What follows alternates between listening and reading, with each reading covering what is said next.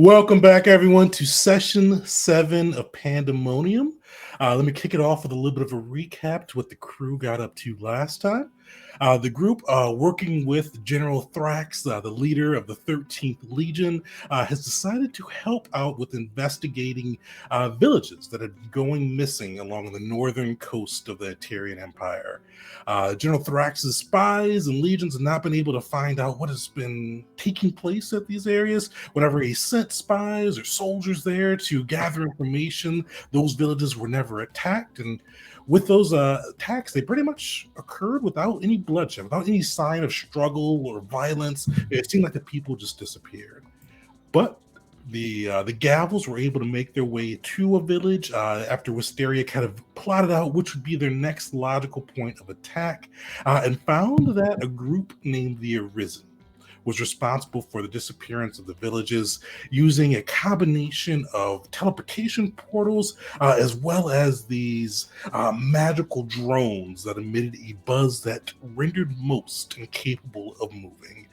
They were able to infiltrate the villages and capture the people without any bloodshed.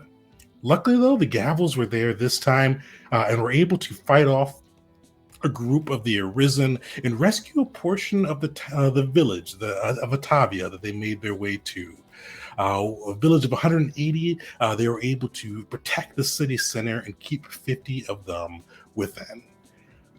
After this, they took one of the Arisen captured, a man named Grayson, and after interrogating him, found that the Arisen were kind of out there to spread their gift of endless life, free of the gods. They were bringing this to the people of Eteria. And that's why they were going through and capturing the people to make sure they could see a true blessing. With that, the group was able to learn a few things. First, that there's two leaders of the groups. One located on Eteria itself, another named the Endless, who is kind of on the shores of Ada, the wastelands of Ada. And with that, too, the group learned that the only way to convert somebody to make them Arisen, to give them this gift, was to have them on the shores of Ada when they passed.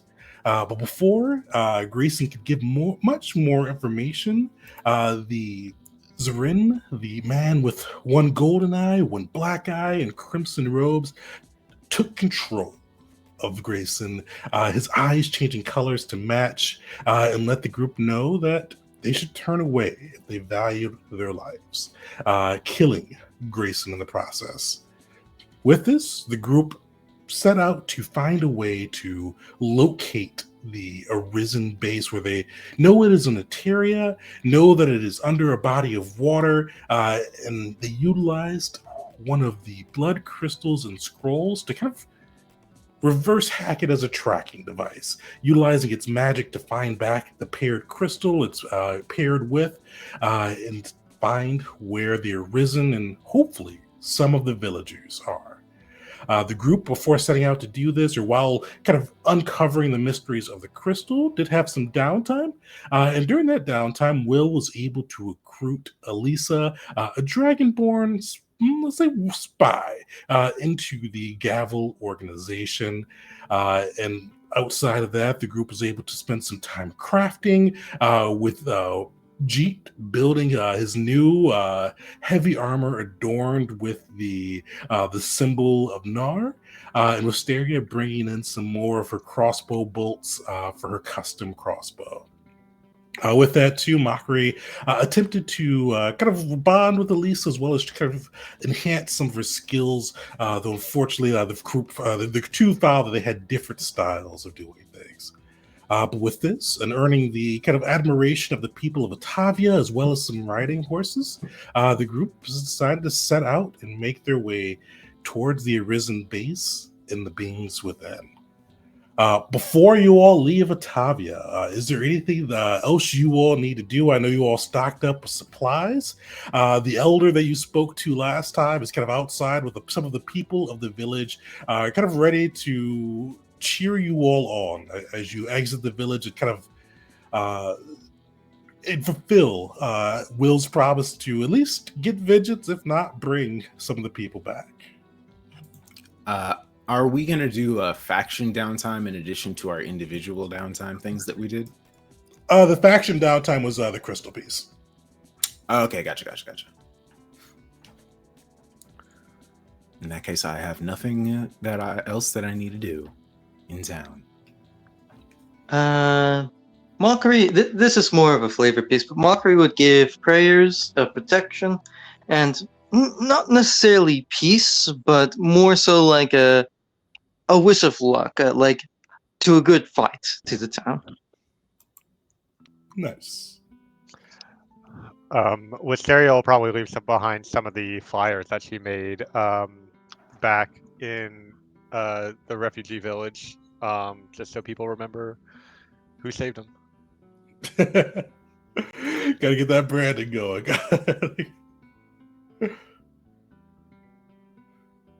Perfect. As you leave, kind of prepare to leave the small fishing village of Batavia, you see the elder, its people, cheering you on, kind of with that, still that Atarian reserve, but you see them clapping and cheering as you all kind of ride your way out of the village and kind of head off into the unknown, off against this threat of the Arisen, off to kind of take on one of the Gavel's toughest missions so far. With that, how are you guys kind of riding out? What's kind of the party order so far? Do we have any cart with us, or are we completely on foot? Oh, you've got riding horses. Yeah, riding Oh horses. yeah, that's right. So, I'll take sorry, remind me, what was our new friend's name again? Elisa. All right, Elisa will ride with me because I recruited her. I figure it makes sense. I think Beshnet and I will ride near the front. Well, Beshnet actually got his own horse. Right. So he's got a horse. If you want to have Elisa share with him, he's got his own. I don't think we need to do her dirty like that.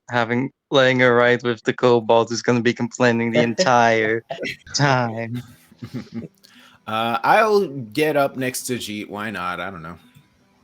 I would also like to say to Jeet, like, do you think maybe another attack might come after that village? Like, we haven't done anything to stop them from simply doing it again, right? Yeah.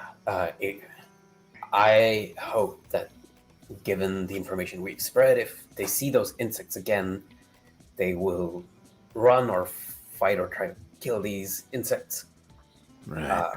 Outside of that, if the people just come out through portals without even paralyzing the others, then I don't think there's anything they could do, or any other village. Well, we are trying to stop it from happening entirely. I'm just Yes. a little worried that we've left these people to just suffer the same fate again. It's well. Okay to worry. Yeah, it's okay to worry. Yeah, and given some of the people that were in that village, I would not trust them to not fall prey to the same trick twice. But a couple of others seem to have their head on straight, so hopefully they will manage.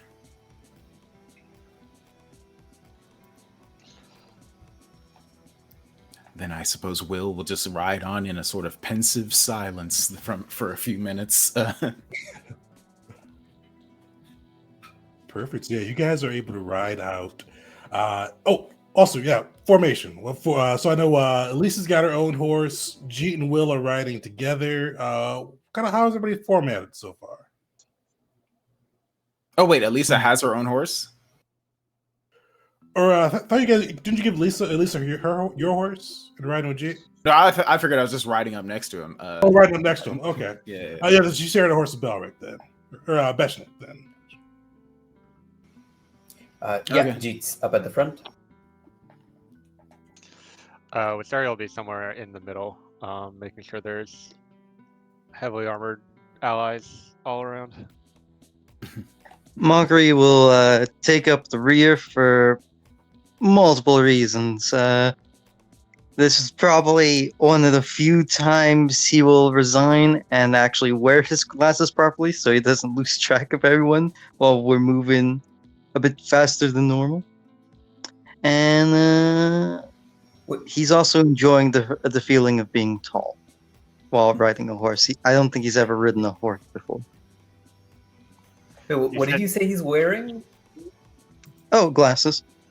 Oh. I don't know if I can wear glasses. I thought you said When he mask. reads. Oh, I but, did yeah. not. Oh, I thought I mentioned it like whenever he reads, he had like spectacles on. Okay. Oh, my bad. That's very cool. That's some solid nerd cred right there. Mysterio will probably ask him something like, "Oh, so do you have any authors that you prefer, or what types of books do you like to read?" Huh. Sorry, I had an answer for that. I'm trying to remember it because I had something specific in mind. That's it. And he'd say, "Oh, truly, I just read whatever I can get my hands on, be it in a bargain bin or a great library. I simply love to read." Have you ever been in any of the libraries of Notisha? There's certainly more than you could ever read in a lifetime in each one of those. I almost went to one, but when I approached, they weren't too happy to see me, so at least I think that expression on their faces was not happiness. So I decided not to do that. Well, next time we're in Civilization, you can come with me, and they should let us both in. I'll take you up on that. And if they don't, well, I'm sure we can find another way in.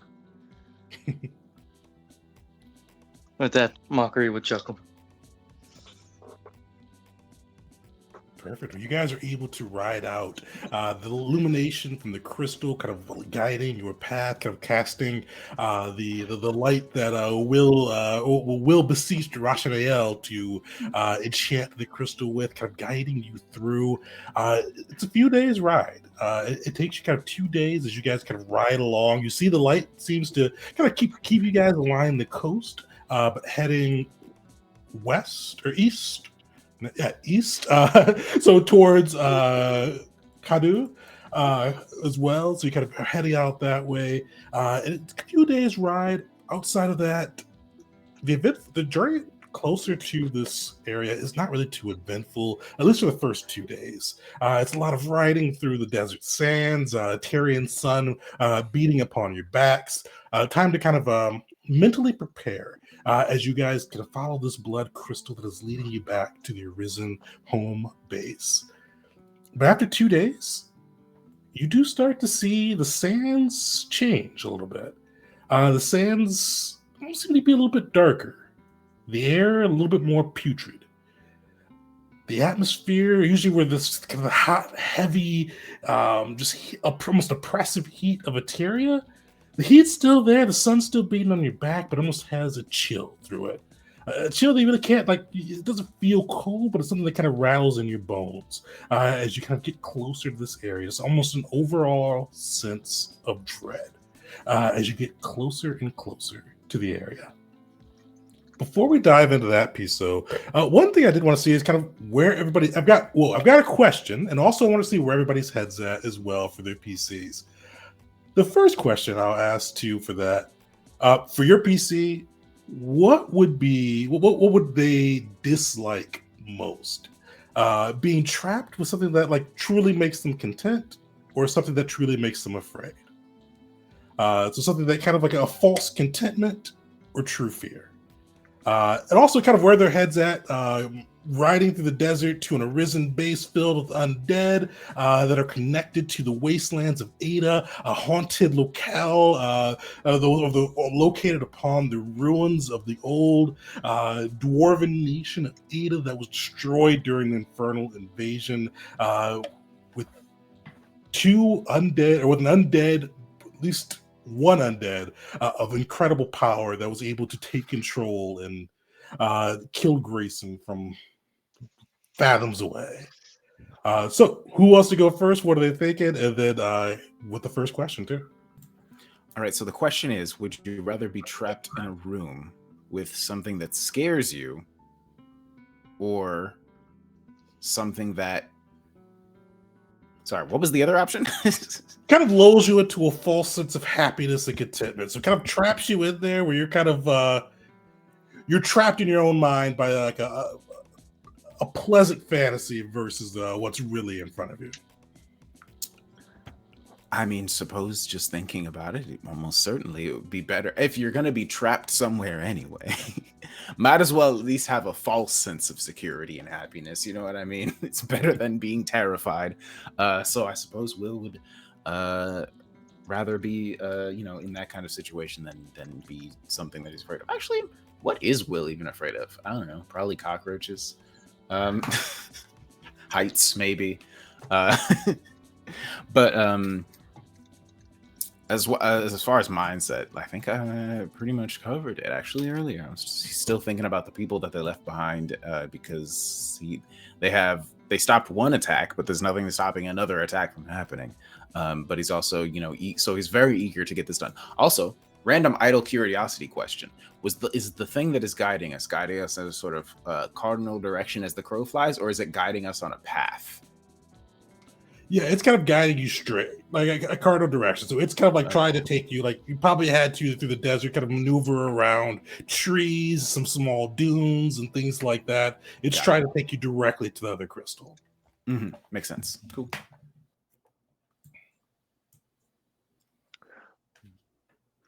Perfect. So, Wisteria has a interesting relationship with the concept of truth. So I think for this question in particular, she'd probably be happy to, if it's a situation where she feels content, whether or not it's real, like she's trapped in some sort of illusion or something, like she'd be pretty okay with that. I think a lot of her motivation, kind of whether she realizes it or not, is around trying to set up situations where she feels content and where she feels comfortable, whether that's completely actually what's going on or if it's sort of a self-illusion type thing. And then for the kind of current quests we're going on, she's the kind of person who really enjoys getting work done towards a goal she has, and this very much feels like that. She's definitely getting bored on this journey of just desert sands after desert sands after desert sands, but that's also helped building her excitement for reaching this place and getting to deal with these people, and then that's going to immediately be followed, she hopes, by returning triumphant to General Thrax and hearing him sing our praises as we've saved his countryside from this awful threat. Nice. G, Mockery, what are you two thinking? I'm going last, so G.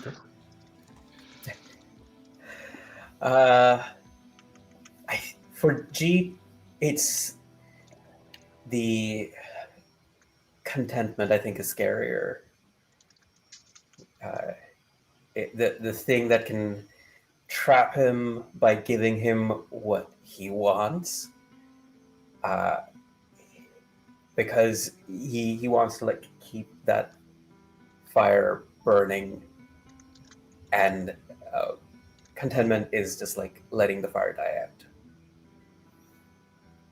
Definitely. And how's he feeling as they kind of ride off into the Eterian deserts? Mixed. The environment itself feels familiar and it feels good against his heat-resistant body, but the mission is just another reflection of just another thing that's going wrong. So it's like, oh, we're supposed to look for the Emperor, and then we were supposed to stop the Reclaimers, and now we're going after these people. All of these things are wrong in Eteria all at once, at the same time. This is not an orderly nation. Nice. All right, Mockery, you're up. So, is it what we'd rather for the character or the character rather? I think it'd be the same either way in this case, but how I explain it will change. What the character? What kind of will they rather face contentment and a false sense of security, or gonna be trapped with fear? Yeah, Mockery would rather be trapped with fear because he doesn't need a false sense of contentment. He already has far more than he's really ever had traveling with the Gavel. He has more than what he's imagined. He even has a letter from someone thanking him, a letter of gratitude. Dude's already is one of his life goals. So it's definitely would be his fears, and Mockery does have a good number of genuine terrors that keep him up.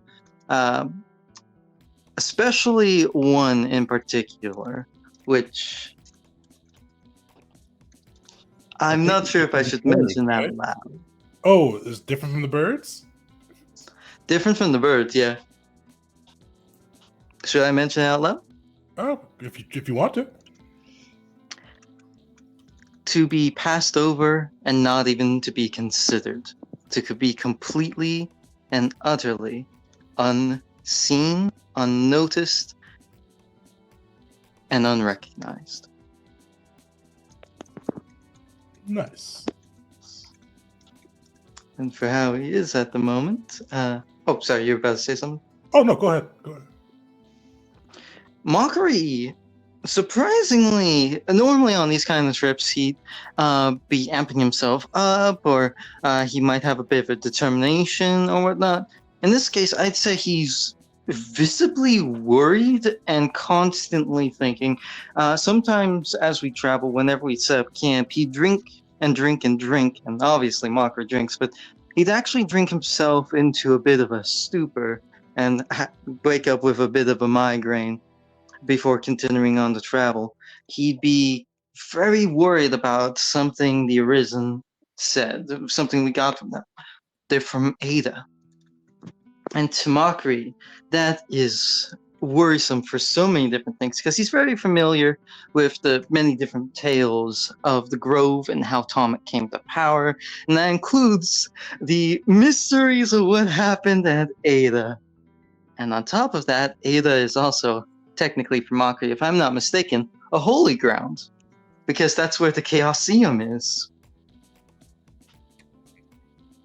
Technically above, it floats above Ada, but it is at Ada. Yeah, it's technically above it, but it's at Ada. So this is genuinely worn down on his mind, and he'd be mumbling sometimes about Shinzo, about what's about to be happening next. He'd be a bit more of a mess, I'd say, less orderly. And I have a bit I can do with Mockery, but first I would like to hear Veshnit and Elisa, where their minds are at. So Elisa, you've noticed she's got like a keen eye. So she's been kind of like a mixture between riding behind the group, between kind of riding back with Mockery to riding in front with Jeet, kind of keeping an eye out on the surroundings. You see, like, she's not used to riding on a horse, but you definitely see that she's kind of like, her eyes are pretty much always moving. Her head's almost always swiveling around as she takes detail in. Doesn't say as much, but you'll see like if she spots something in the distance, like whether it be kind of a desert bird or something like that, that could be something, but it's not sure at the moment. She'll kind of call it out to the group, trying to stay alert and trying to gather as much kind of information as she can about this. Beshnet is unusually quiet. He, like, as you guys have kind of gathered your stuff, he's helped you gather your stuff. He's cooked the meals for you all as you guys sit down for camp on the 2 days journey. But Beshnet overall is he's not muttering to himself. He's always helpful, but he's been unusually helpful. He's been very demure about it, but he is trying to like whether it be if you guys needed some polished your armor, help sharpening your blades, anything like that. He has helped. Like he's been more accommodating with that, or kind of rearranging your gear and things like that than he usually is. He definitely seems like he's trying to be supportive during this period. That makes me smile. May I do my bit with mockery? All right, go for it. All right. So during the trip, be it sometime while we're still riding on the horses or we've made camp, mockery will finally crack and call out to the group and say, these arisen. They spoke of Ada. I don't know how many of you know much about that place, what used to be part of the Docent Federation. That island that's a smoking crater. At least I've heard in some stories it's still smoking. In fact, that Mockery look over to Will. Nothing.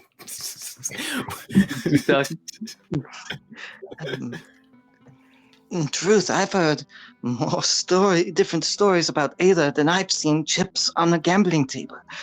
It's mind-boggling. All I know is that for certain, Shinzo Z had something to do with it. For that place, hovering above that crater, is the Chaosium, a place of holy worship to him, a place of entertainment, of fighting.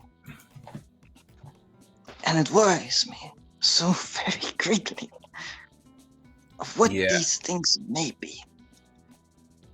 Yeah, I've heard quite a bit about this place, but it's never a good thing.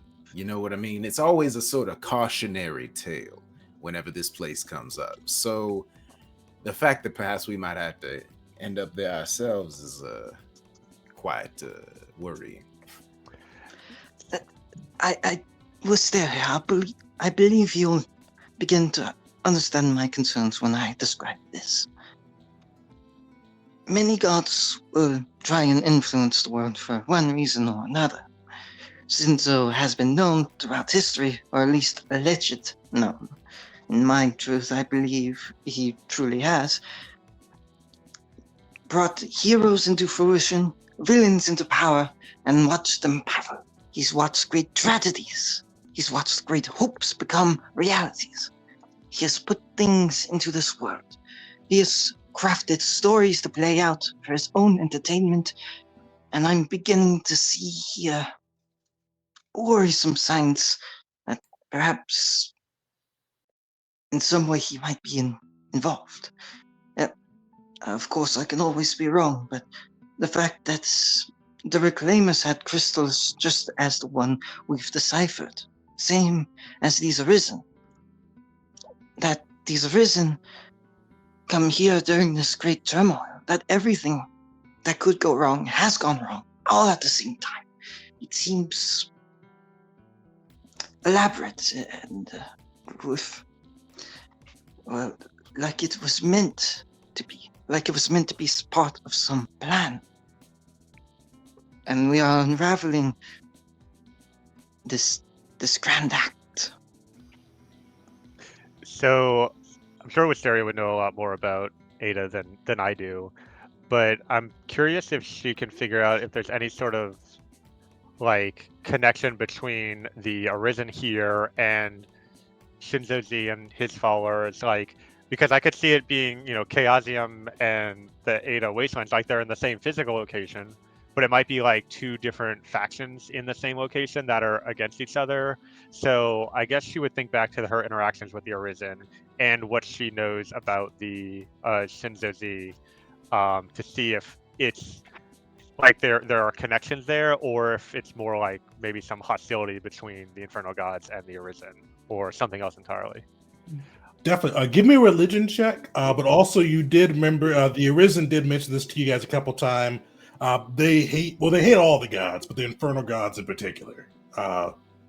Because when Mockery was calling upon the gods for strength to close the portal, that pissed Grayson right off. Right. I'll do a recall knowledge. I do have Infernal God lore. Oh, sweet. Oh, solid too. Yeah, so you know that the kind of like the conflict that sparked the destruction of Ada, you've read about it probably in the libraries of Noticia and kind of a lot of different sources. Everybody has like, their own spin on it. But one thing that's pretty constant between this was that the conflict took place between the hands of Thana, the servants of death, who were trying to pretty much help destroy this weapon that the infernal gods were building, a weapon that in theory could have destroyed even an elder god. And between that, the Thans of Thana and the demon lords and their minions clashing, it pretty much like the weapon self-destructed and it devastated Ada, coating the land in a gold sheen or a coat of gold, changing, transfiguring its sands, its rocks, things to gold, blowing up and leaving a huge crater that went all the way down to Thanateros, the realm of the dead. It did a lot of big things, but one of the things, especially with your role that you gather out of this, Shinzo wasn't involved with that. This was mostly the Infernal Lord Makesh. This was Ada was mostly his doing. Shinzo was kind of actually Shinzo at this point was attacking Vesanon with his dragon. So Shinzo really wasn't involved in that. But after seeing kind of the what the text view was something that Shinzo would find interesting or fun, he decided to build his Chaosium floating above it because he thought it was a very good backdrop for his Coliseum and his fighting thing to see all of these undead and ruins and things in the background. So they're not allied, and especially from what you gather with the Arisen, they hate the gods at all, but definitely the Infernal gods in particular. So no alliance, more of a, from what you gather so far from the text, a coincidence they happen to be in the same place. I do think it was interesting how Mockery brought up the crystals being similar that we saw used by both of them, as well as the fact that they both employ undead. Is there any kind of connection I can see, or like evidence of a connection I can see there other than what we've already experienced or anything like that? Definitely. You guys found that last session. They both use the same kind of Fathomless undead, where the Reclaimers looked a little bit more kind of homespun, a little more crude in design. The Arisen seemed to be a little bit more kind of stronger, more alert, better designed. And the crystals do share familiarity, but kind of the same thing. One looks like the Wish version, one looks like it was well done. So, I mean, you could definitely draw some parallels with that. I won't have you roll again. Either shared knowledge, the Reclaimers may have stole knowledge, the Arisen may have gave them worse knowledge, just to give them a distraction. It's hard to tell, but there's definitely some connection between them both having the Fathomless and utilizing the same blood and soul crystals. Gotcha. Did Issei have any involvement with the stuff going on in Ada or anything like near there? Because I know that's the whole objective of the Reclaimers. So I wonder if like they're from there or a similar place. So Issei kind of he's got a kind of involvement everywhere a little bit because with he created the Infernal Gods and they were kind of doing all this in his name. So he wasn't in Ada directly, but Makesh is his kid doing this for him pretty much.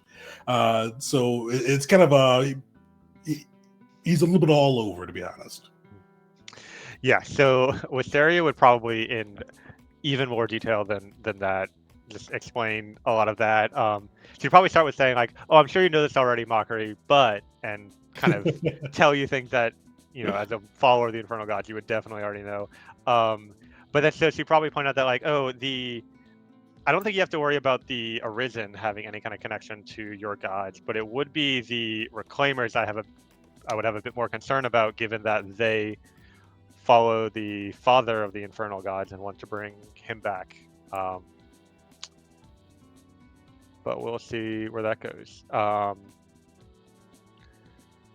You see Mockery, he doesn't make a too bad of a face, but clearly his expression is a bit sour from Wisteria's explanation.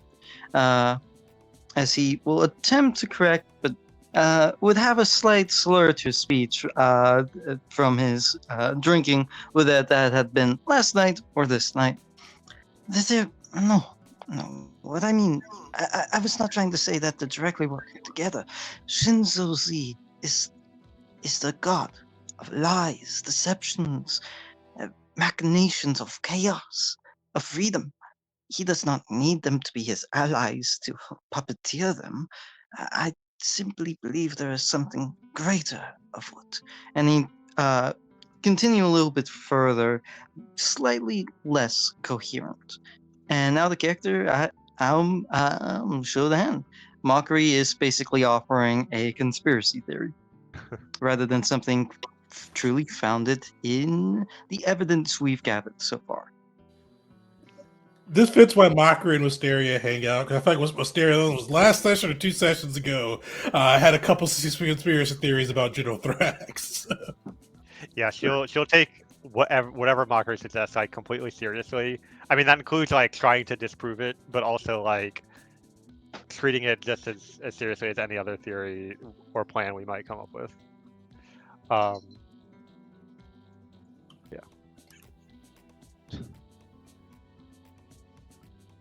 Perfect. Well, you guys kind of have your conversation. You ride out to the sands. You start to feel see that kind of shift. The sands seem darker. The wind, while still has that heat, kind of carries that cold dread that kind of hits your soul along with it. But one of the things you guys start to notice, that crystal. And who's carrying the crystal? Out of curiosity, kind of leading the way. Is G? Are you carrying the crystal? Oh, no, I was sorry. Wisteria? Who's carrying it? I should say. My guess is that I guess it'd probably be Will. He was the one who like activated it, quote unquote, kind of maybe, in the end. So sure, I'll take it. Will, you feel the crystal kind of pulse. You feel it like almost vibrate a bit, and you see that light intensify. But you also see the crystal kind of take on. It's always been like crimson, but you almost see it almost intensify with the blood red glow coming from it as you enter into this kind of the air turns putrid, the wind turns cold, and you kind of feel this dread in your bones. You feel the crystal reacting. And you guys found this out last time, a little bit of a refresher too. You know that the crystal reacts as it gets closer to its bonded pair, as well as the bonded pair crystal reacting to it. Mm-hmm. All right, y'all. Looks like we're getting close. By the way, any of y'all feeling a foreboding chill, or is that just an angel living in my brain telling me that things are bad around here? It gets really cold at night, despite how hot it is during the day. True. That might be it. I'm sure due to the lack of cloud cover, and the fact that there's nothing trapping the heat here during the day. Nothing supernatural to worry about there. All right, good to know. It's not just the weather, though. I agree with Will. There is, and I know you hate this when I say Wisteria, but there's a vibe here. So what exactly do you mean by that? All right, this is why I never say these things to you.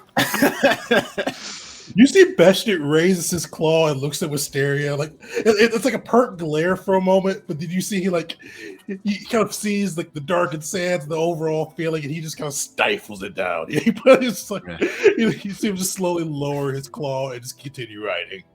All right. See, whenever I sort of have like foreboding vibes going on, I can never be certain that they're,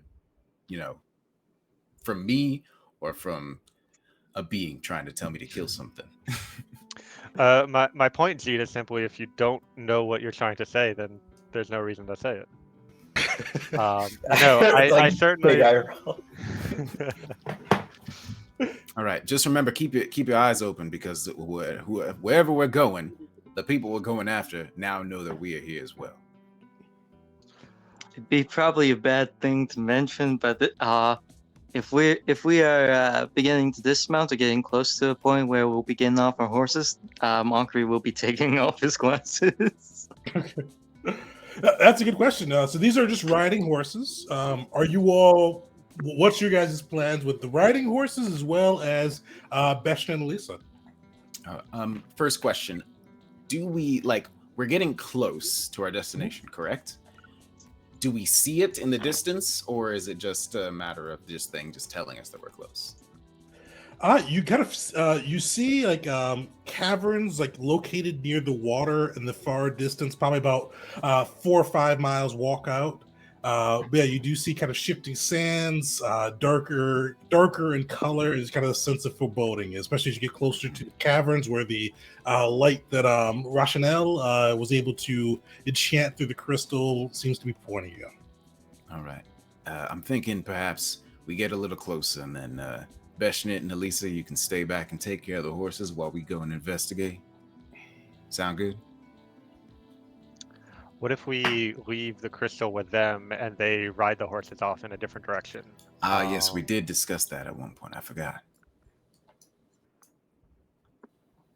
Sounds good. Sounds like a good plan to me. At least could slightly reduce their awareness about us. See, Will, this is why I write things down. I'd recommend it. Wisteria is just, I mean, I mentioned she's excited about this, so she's kind of in a mood of just messing with people and having a good Will time. probably would have remembered. For me, it was a week ago that we talked about this. For Will, it was yesterday or 2 days ago. Mocker will actually pipe up like, Can't you ask your angel to take notes for you? I imagine an ancestor of such power would have a fantastic memory. That's a good point. I don't think I ever really considered asking her to remember things for me. I don't know if she'd be She willing. seems to remind you of things a lot. I could certainly try. Yeah, well, she reminds me of very specific things usually. Destroy the non-believers, punish the unworthy, that kind of stuff. Anyway, let's go. I say we ride a little bit closer so that we don't have to walk 5 miles. I disagree. I think we can approach them far more. Well, I have a feeling they know we're coming, but at the very least, don't show them that we are. We can move more stealthily. I suppose that's true. All right. I suppose I've been on this horse for far too long anyway. And he drops down and then helps Elisa down off the horse because she has been riding with me. How do I get off? Have you not? Oh, my stars. That help. He just left.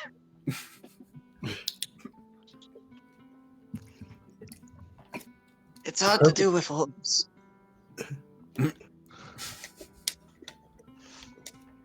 Well, you guys are able to dismount Mockery with some difficulty, and Beshnit and Elisa gather the horses. And Elisa kind of looks at you guys and kind of in her, not cold, but definitely more matter-of-fact tone goes, "Which way should we ride?" I'm thinking go south. At least that would make a little bit of sense for us to have come east first and then headed south. You see she doesn't say anything, just gives a quick non-return, gathers the horses and starts to trot off. Beshnit gives a quick look back and goes, don't rescue the villagers and don't die. High Arbor said I had to look after you, so yeah, just don't die. Look after yourself. We're not the bait here. Well, remember, if we die, you can always just go back to the arbiters and say that we forced you to leave. So at least you got that going for you. Have a good one. And he leaves. You see, he trots off and goes, "It's Beshnit, no lie." It just rides off. As he's leaving, Mockery will yell at him, I'll get you a drink once we get back. You see, he kind of waves a scaled hand up above as they start to ride off. You hear kind of the horse's hooves thundering through the sands. But one of the things you kind of notice, actually, everybody give me a perception check as they start to ride off, along with the crystal. Secret or open? Secret.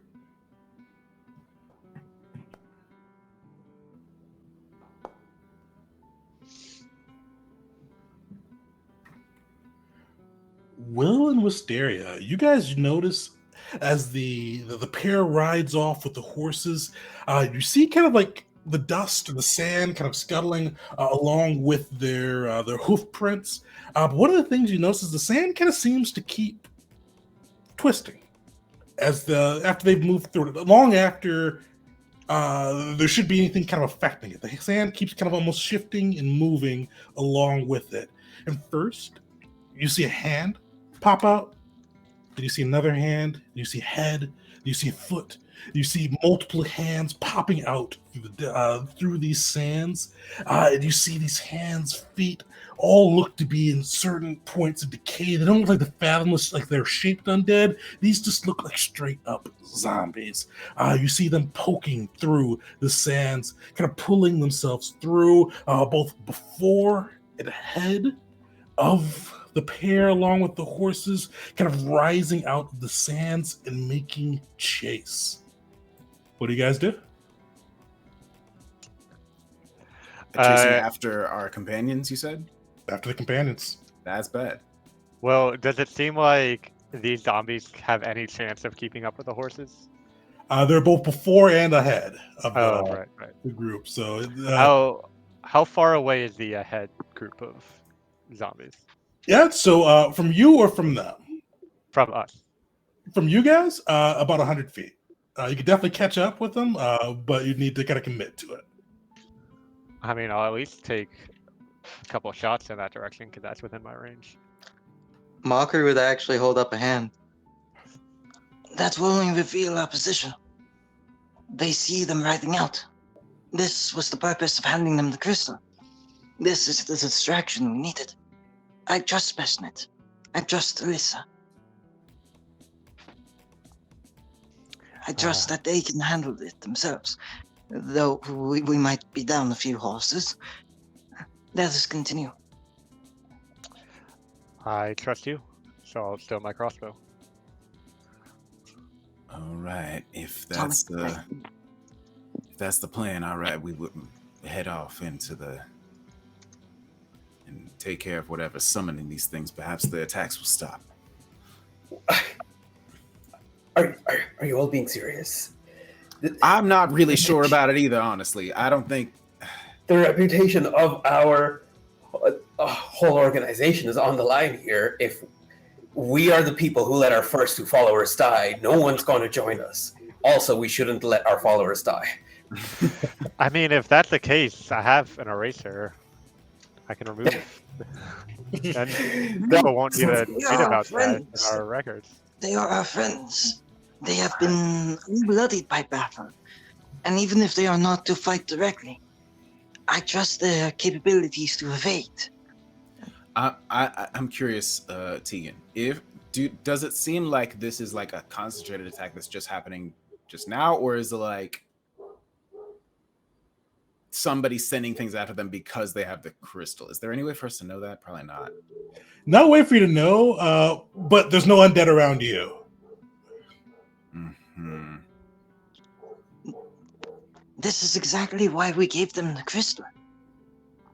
Well, I was hoping that they would think we gave them the crystal because whoever we were going for would think that we weren't approaching, not that other people would be attacking our companions. That was to be assumed. If they have the crystal, they'd send their forces after the crystal. I was assuming that they would think they wouldn't send anyone because they thought nobody was nearby because the crystal's no longer in range. We rode up to the point we could see it. All right. Well, I don't think we could even. Hold on. I'm just thinking now. Because. I mean, Wisteria will say something like, they're moving pretty quickly away, Will. If you want to do something about it, now is the time to act.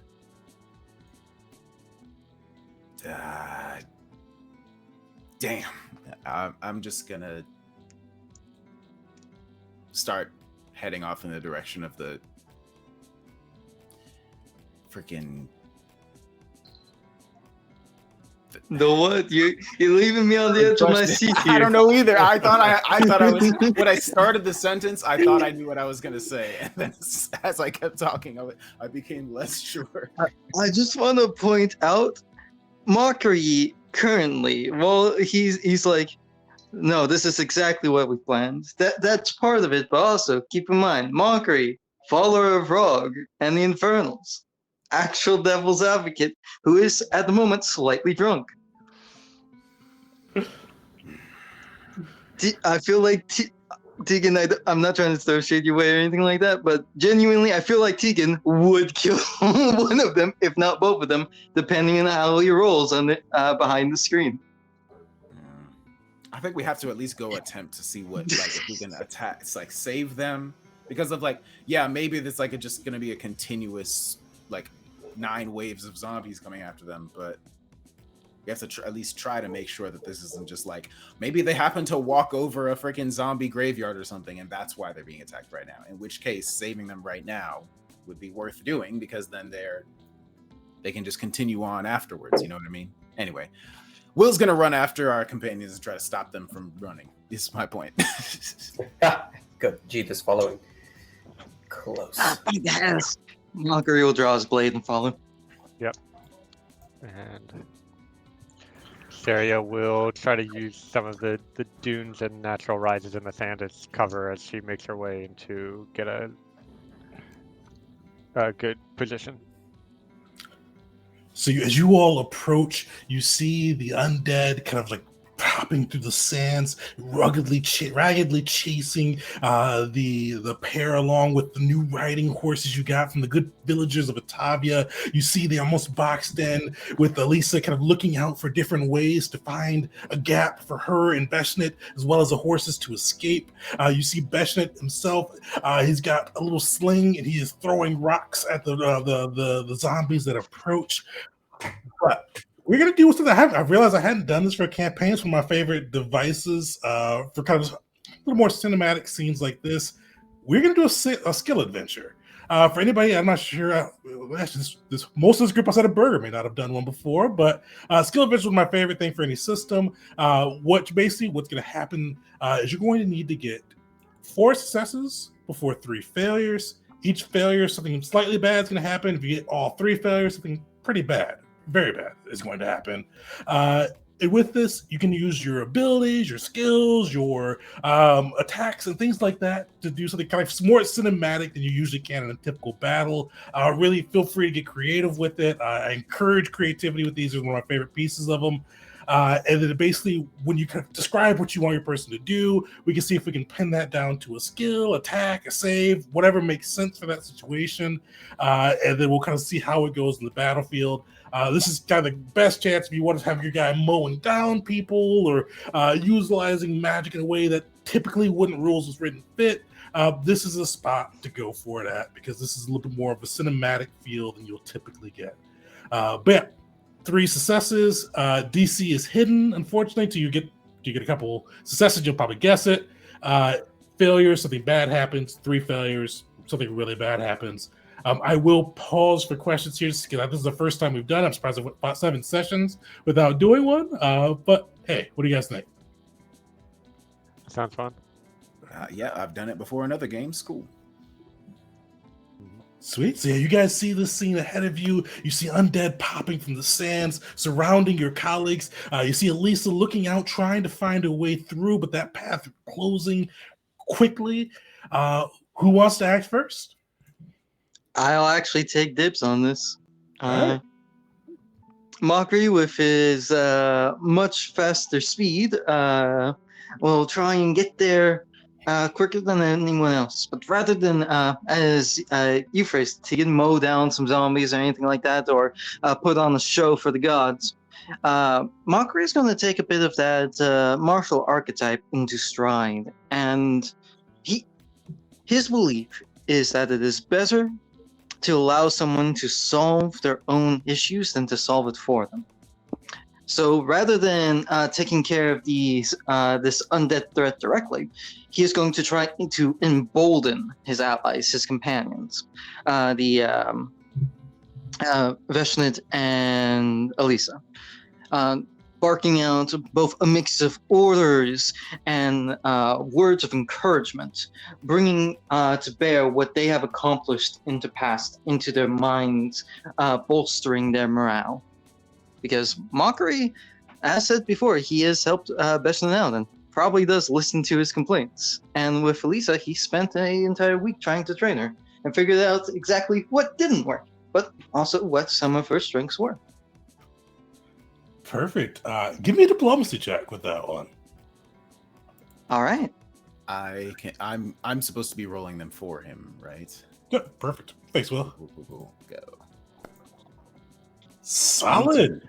Yeah, you go through, kind of racing towards them, and just started to yell out those commands, kind of words of encouragement, commands, and thoughts. You see Beshnit's kind of aim get a little more true, his sling kind of whipping out and throwing rocks at the zombies, and you see Lisa kind of like noticing a glimmer of a path and directing Beshnit's shots, like, and with her turn away, going there, and Beshnit kind of knocking back those rocks and kind of laying down some of the zombies, earning the group the first success out of 4 with 0 failures.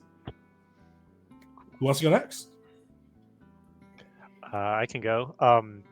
So I haven't roleplayed really any of it yet, but I definitely think that Wisteria would recognize that she and Elisa have some overlap in their skill sets and specialties.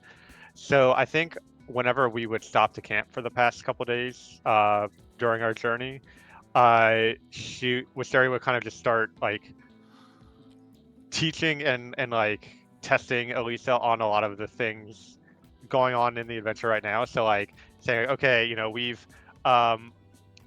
whites usually take 5 good hits to take down. You got to watch out for their claws because they drain the life out of their targets, and they're often like recently reanimated. Husks are a little bit weaker. They'll also drain your life, but we haven't seen any of them with the Arisen yet. And like giving her all this information about the undead we fought and their different capabilities. And so I'd like to think that some of that knowledge will have come into play to help Elisa and Besson, if you overheard any of it, for trying to figure out what they can do to get around these zombies and get away from them. Definitely. Let's see. Do you have a lore that'd be relevant? If not, you can go for a religion check to see kind of how well you can help them deal with these undead. Be right back. Don't have a lore, so I'll roll religion.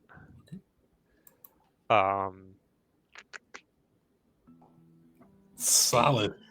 You've like gone through and given like I feel like Wisteria probably does even have dossiers written up on each of the different threats they've come across. Beshnit's not the most studious, but Elisa did kind of pour through that. And you see she is taking on notes on this one, kind of different techniques to take down the undead. These seem to be a little more crude. The husk and the Fathomless and other zombies you've come across, but the tips work just as well. And you see that she is like dagger ablaze, just from horseback, just slicing, cutting, utilizing those skills to continue clearing that path for Beshnit and her to make their way to safety. You guys have gotten 2 successes, 0 failures. Will, I'll pick on you next. Sure. I think that Will would mostly just be trying to like clear a path for them to like come back to us where they will be relatively safer. This is a thing that I feel like I would know. Undead, not particularly vulnerable to intimidation, correct? They are. Most of them are like mindless, right? Yeah, I'd give that to Will. Yeah, he's fought a few undead. A lot of them are mindless. All right, so I'm not going to try to intimidate them out of our path. Instead, I mean, I think all I can really think of is just blasting the bad guys. So which isn't really a skill. You can use an attack roll for this too. But the only thing is you can't use the same. Nobody else can use the same thing this round, and you can't use the same thing next round. Right. So diplomacy and religion have already been taken, which are probably the two I was thinking of using. But that's fine. I'm going to then, I think maybe perhaps just a spell attack. I mean, well, what even spell attacks do I even have? I have telekinetic projectile. Yeah, go crazy with telekinetic. Or you know what? Hey, can I get what? Can I get something out of it if I'm willing to throw a scroll of force barrage at this? You can.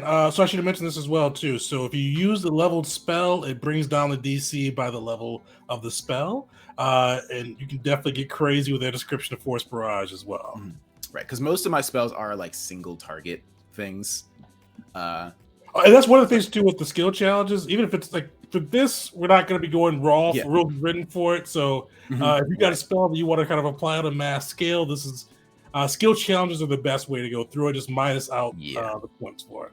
Yeah, I was just thinking, like even within the narrative, I feel like it would be better for him to use a force barrage weekend so he can attack like multiple enemies, knock them out of the way, rather than using his single target like daze spell over and over again. I feel like this would be easier for him to clear a path with. Unfortunately, Scroll of Force Barrage doesn't involve any kind of roll; it just hits. So I don't know how I can necessarily involve this in the skill challenge. Maybe it's just like a bonus on something else. So you'd still roll for this, just to see how well it goes, how well those skill barrage, how well the barrage is placed to kind of buy room for Elisa and Beshnet. So with that, your choice of either occultism for the spell on that side, or you could do your spell attack roll. Actually, spell attack roll would probably be better. But what even is? Oh, there it is. Cool. I've never had to roll just a generic spell attack roll before. So yeah, cool. I can do I'll do a spell attack roll. But so yeah, if I throw the force barrage into it, can I get a bonus for it? Perhaps, maybe. Because you get a -1 to the DC. Cool. And then I will just go ahead and do this. Just a barrage of spells and all kinds of stuff. Yeah, I'm good. Solid. How does that look as you kind of unleash this barrage, like of just force barrage on these zombies that are kind of corralling and trying to bring down poor Beshnet and Lisa? All right, I'm trying to encourage them to like come back towards us. So I'm just be like, Gather, Sarah. Form up, come back together, group up, we'll be safer as a group. And then just like starting to try to clear a path for them to try for like the two groups of people to try to get back together. As he just like blasts golden energy, golden light, as well as just he pulls out a scroll and just it burns up as he casts a spell that he's just throwing everything he has, casting a whole bunch of different cantrips in all directions as he tries to advance forwards towards our allies. Perfect. You see zombies falling by the groups as these golden beams and the force barrage is going to strike them down. You guys have 3 successes, 0 failures too. Solid. Jeet, can you keep your going? All right, I'll jump on that first failure. So Jeet's gonna lean forward and on his horse, he's gonna be like, "Come on, you can do it! You." Go, and he's gonna try and use athletics if possible to just get the horse to go faster and hopefully in a way that others can see it. Well, luckily you don't have your horse. This is just straight Jeet because you guys gave the horses to Best in the crew, so this is straight Jeet. Just running, just straight up running. Yes. So he's running towards. So he's gonna run towards the group of zombies. And what's Jeet looking to do here? Oh yeah, you said that we can also just like use this as a cinematic thing against the zombie. So in that case, the thing that Will was doing with spells, I will do with muscle. So it's not a leveled spell, but I'll still cast Athletic Rush.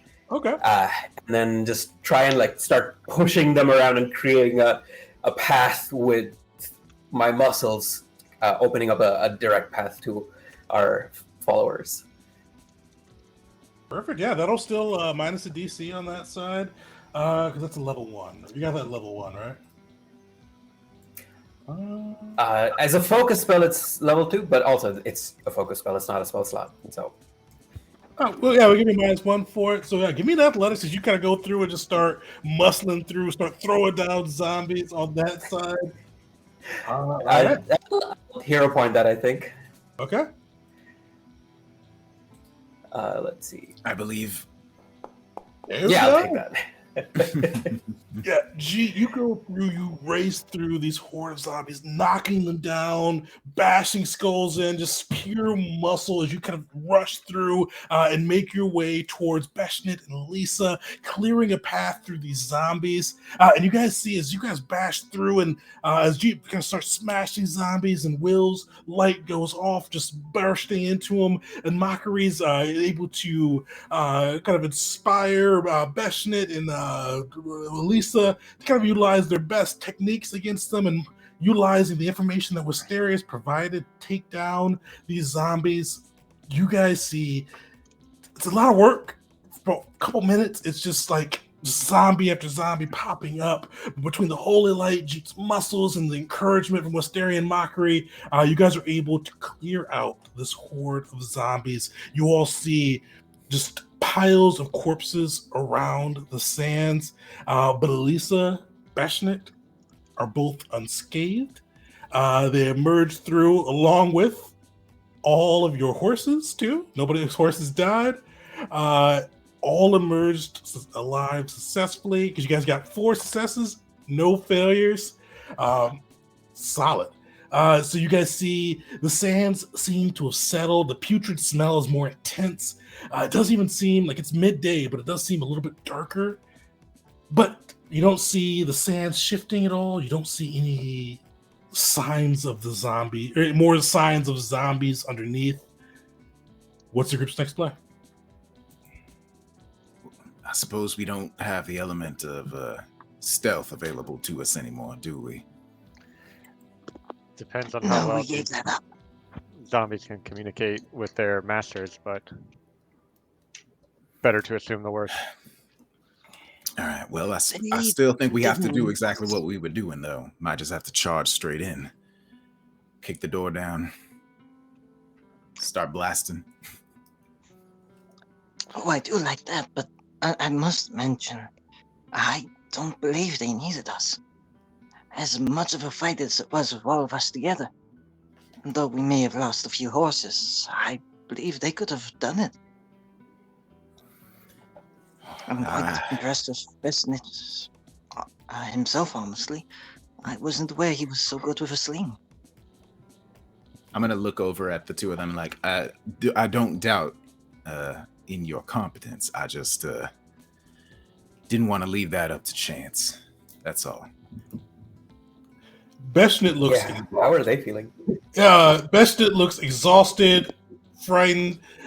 He is like, it's been like a minute or so. Like most of you guys, if you even lost your breath, have caught your breath, he is like breathing heavily. And he looks up and goes, no, yeah. Today you did the right thing. Not usually, but today. No, you are a valiant warrior. A gavel of evil stare. And Mockery would pat him on the back. Knock him over. Hey, there's lots of room in the gavel for people who have skills other than being valiant warriors, but I'm glad the two of you can hold your own.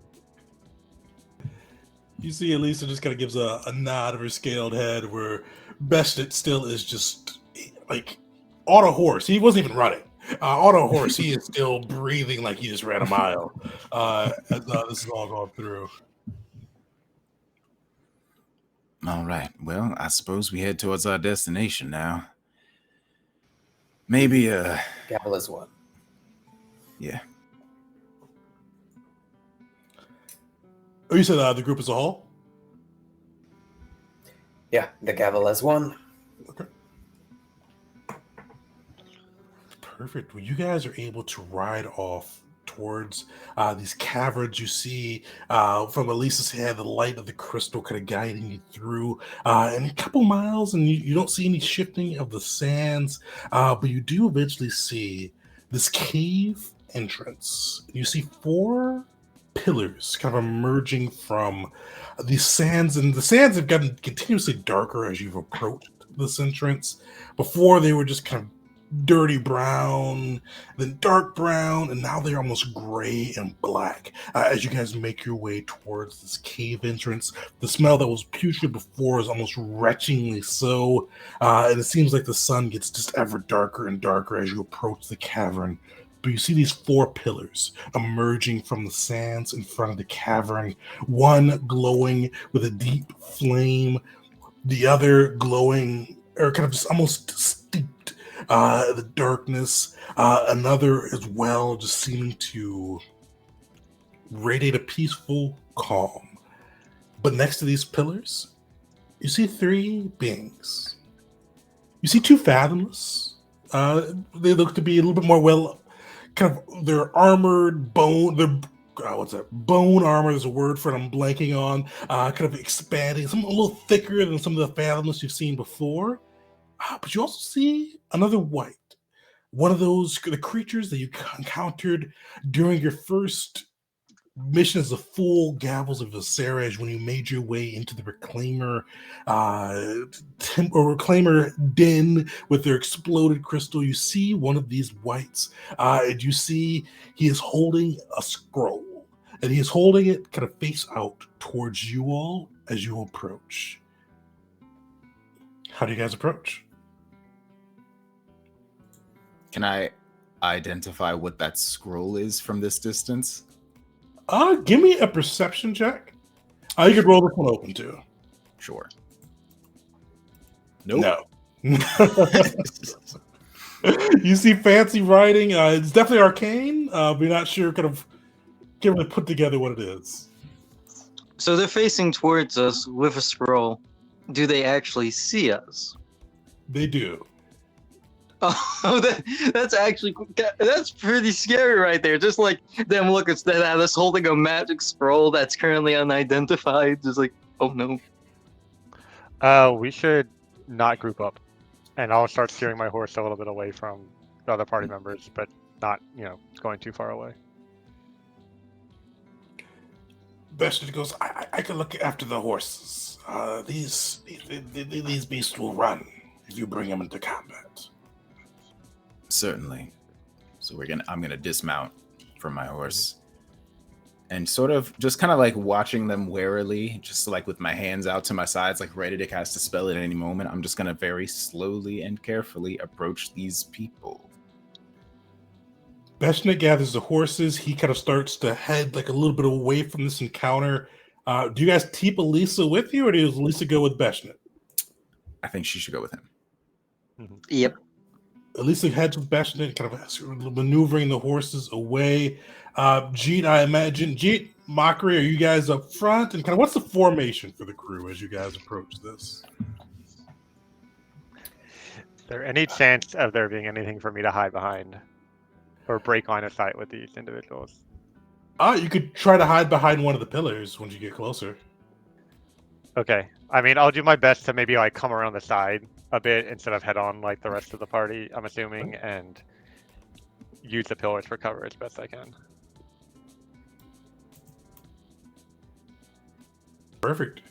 Mockery, Will, anything crazy you guys are doing? Mockery is praying to Tinzo Z. Shield up, defending. Perfect.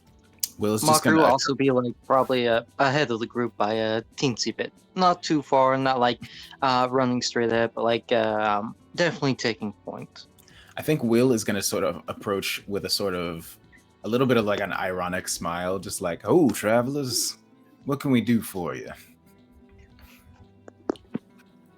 As you guys make your way up there, you see the white kind of just smear his thumb across the scroll, and you see the scroll burn up, and you see an image of a face appear. This face, like its flesh is partially rotting. It has very aristocratic features, long ears, pale skin. But the thing that probably stands out, actually, just to Asteria, or to the group as a whole, I think she didn't mention this, but you see one eye is gold, one eye is black, and in kind of a haughty tone, this spectral head that kind of emerged from the scroll. I told you lot to stay away. I told you this would be your death. Are you simple, or do you think that much of yourself? I think it's a little of both, honestly. You see kind of a smirk merges on his face. Good. I like a sense of humor. Maybe you can replace Grayson. He often amused me. Well, I suppose if we ever get to meet you in person, we can find out. I doubt you will, but I hope that you may. And you see the head spins. Deal with them. You see the totems begin to glow. You see the Fathomless maneuver into their stance, and you see the white, this creature that you all faced off against before, but seems like kind of a similar thing. Like, doesn't look any stronger than the last one, but he looks a little bit less haphazard. This one, the one before, you guys see I think Wisteria put together the clues. It looked like a spell went wrong, the crystal went wrong, and somehow just almost a penicillin accident created a white. This one looks forward. This one looks hand created, and you see him get hunched down into a stance and let out this roar as he begins to kind of prepare himself for combat. All right, we're going to throw you guys into combat. Let me throw you on the maps. As combat begins, can Mockery say something? All right, something pretty quick. What are you thinking? I dedicate this combat to the Lord of Freedom, Shinzo Z. Perfect. All right. Everybody roll me initiative. All right. Can I do a May stealth? Mockery roll performance for his initiative? Sure. So you're trying to draw their attention? More so trying to draw the attention of a certain someone, but yes, we can put it like that. He's a bit more putting on a show this time. I did it. Oh, I rolled it twice for some reason. I don't know why that happened. Weird.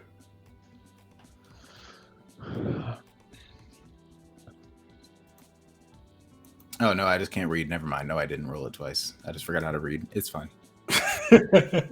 I saw Will and White, and like my brain just like, I was like, W-I, that's all I need to read. W, you're good. All right. Weird. Combat. The crew, actually, the Fathomless rolled, one of the Fathomless, they rolled pretty well on their initiative. All these.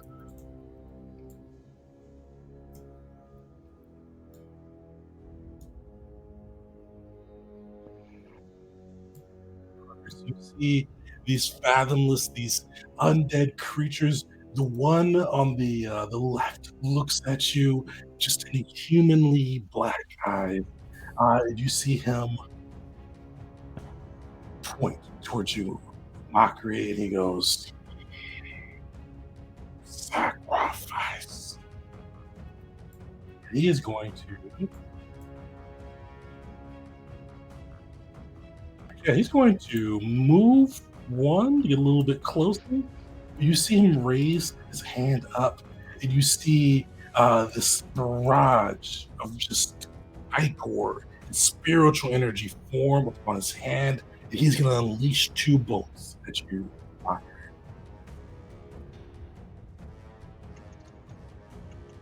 First one miss.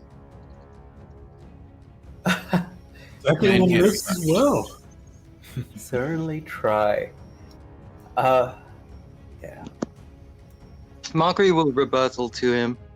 I'm glad you volunteered yourself. In response to him saying sacrifice. Well, the range must be really short if that's the range penalty there. Yeah, I'm not sure why that applied because it's within 30 feet. So weird. Even with the +4, though, that 10 would still miss you, Mockery, so you are good to go. So you see that kind of just ichor, that spiritual energy just flowing past you, and you're able to effortlessly dodge and get out of the way, and I'm sure you are prepared for the next upcoming attacks. But before that, it is the environment's turn. So you see the pillars begin to glow. The first one is going to target you, Mockery. The second one is going to target you, Will. Mockery, you see the pillar to the far left and back begin to glow, and you start to see shapes kind of emerge from this little the embers within the flame atop, and you see kind of just kind of flowing through and flowing out, and it almost like initially shaped in the fire, but it seems like they become a little bit more real the longer you look at it. Mockery, give me a will saving throw. Mockery has a special feature, conceited mindset. He has a circumstantial +2 to this roll. If he fails, he critically fails. If he succeeds, he critically succeeds. Whoa. That's a gamble, all right. All or nothing. Oh, Will, you mute. All right, so does anybody know if I wanted to bring up that little screen where I can add extra bonuses and stuff onto it? Do I click on the number or the die? Or is there something else I should do?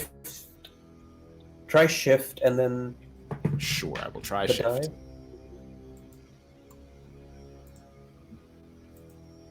It worked. Okay, cool. It's conceited mindset on.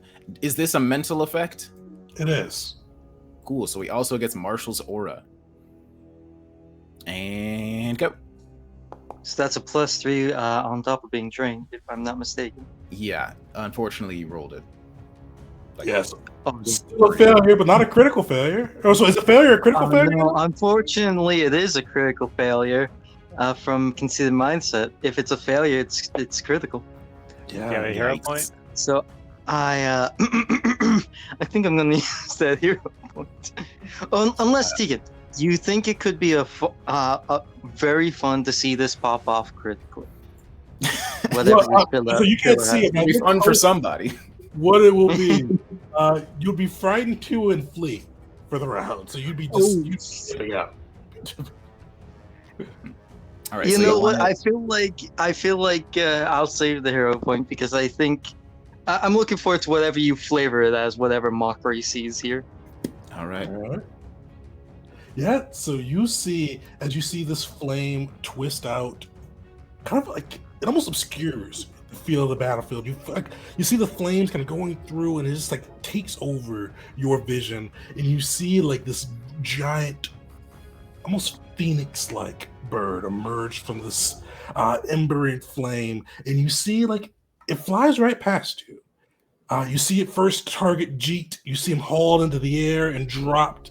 You see it go after Will, slashing across the Asimar, and you see it eventually take Wisteria in its beak and just take off back into the flames.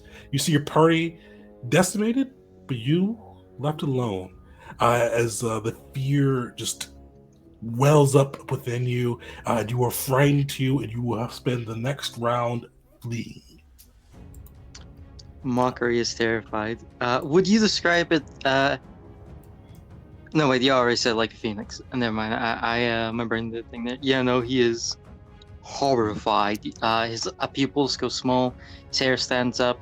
Anyone who would see him on the outside sees him visibly, like ragged breathing, and it looks like he's about to drop his sword.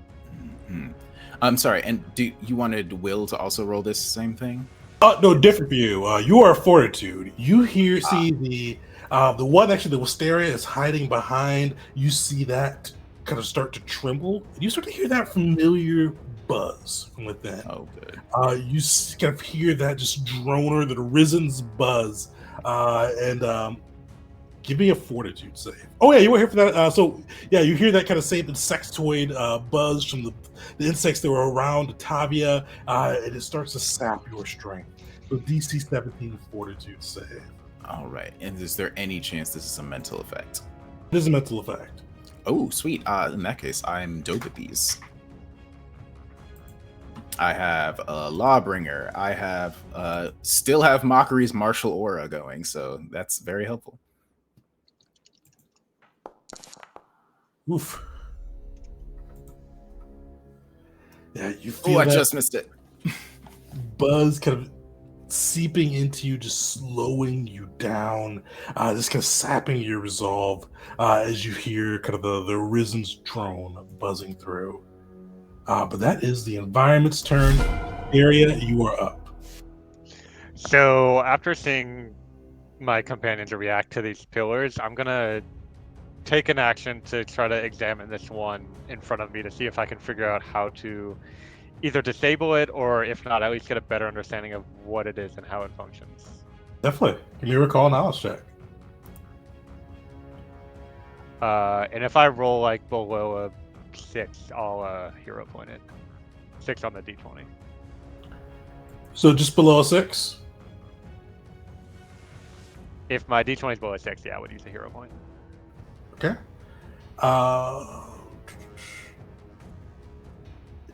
Yeah, so with this, you kind of see like these are definitely intricate totems. You feel that they can be disabled. You're not really sure exactly kind of the mechanisms to do so, but they do have a kind of connection to like the sources of magic. So you've got to feel like the divine, the arcane, the occult. They kind of feel like they are radiating magic, but unfortunately, Asteria is not able to get the best clue on how to disable them. But she knows it is possible.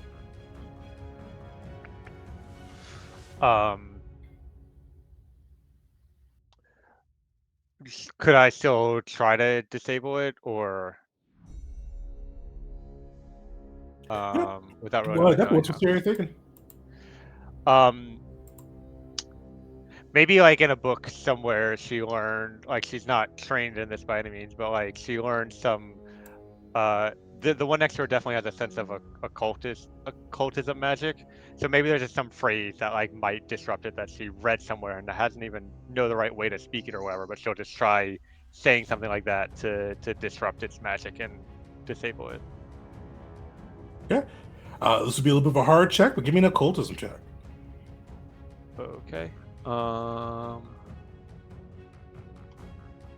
Nice. You see it kind of falter as you speak the phrase, but you see it kind of buzz back to life as well. You hear the drone kind of echoing through. You feel you may have come close, but more knowledge is needed. All right. Well, with my third action, I'll take a shot at the white with my crossbow, and he's flat-footed because of surprise attack. Nice.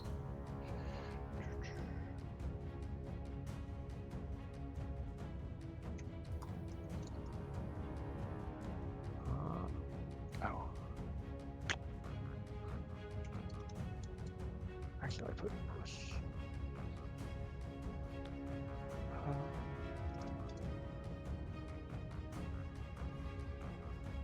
Oh, that should be a 20, actually. I put in the wrong thing for off guard.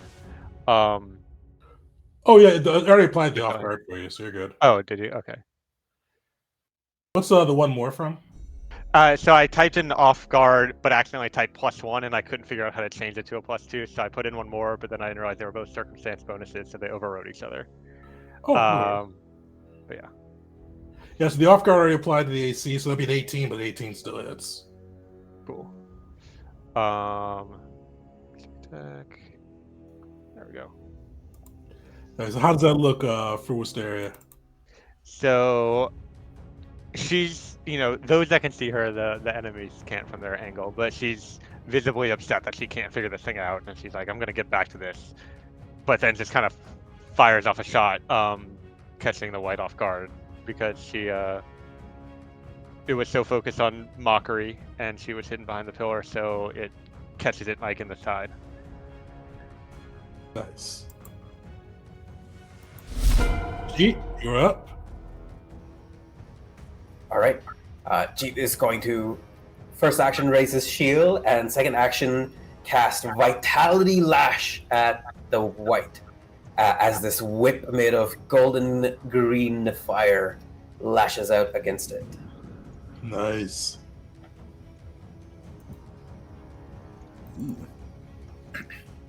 All right, so half damage for positive, and that's my turn. Sweet. You burn it, you can smell its flesh kind of just cindering as the lash connects. It dodges a good chunk of it, but you still smell it burning through. Will, you are up. You were slowed 1 for this turn, so it takes away one of your actions. So you've got 2 actions. What are you doing? All right, I'm going to try something new that I have not used before, but I just trying to change stuff up a little bit. So I'm going to do something new.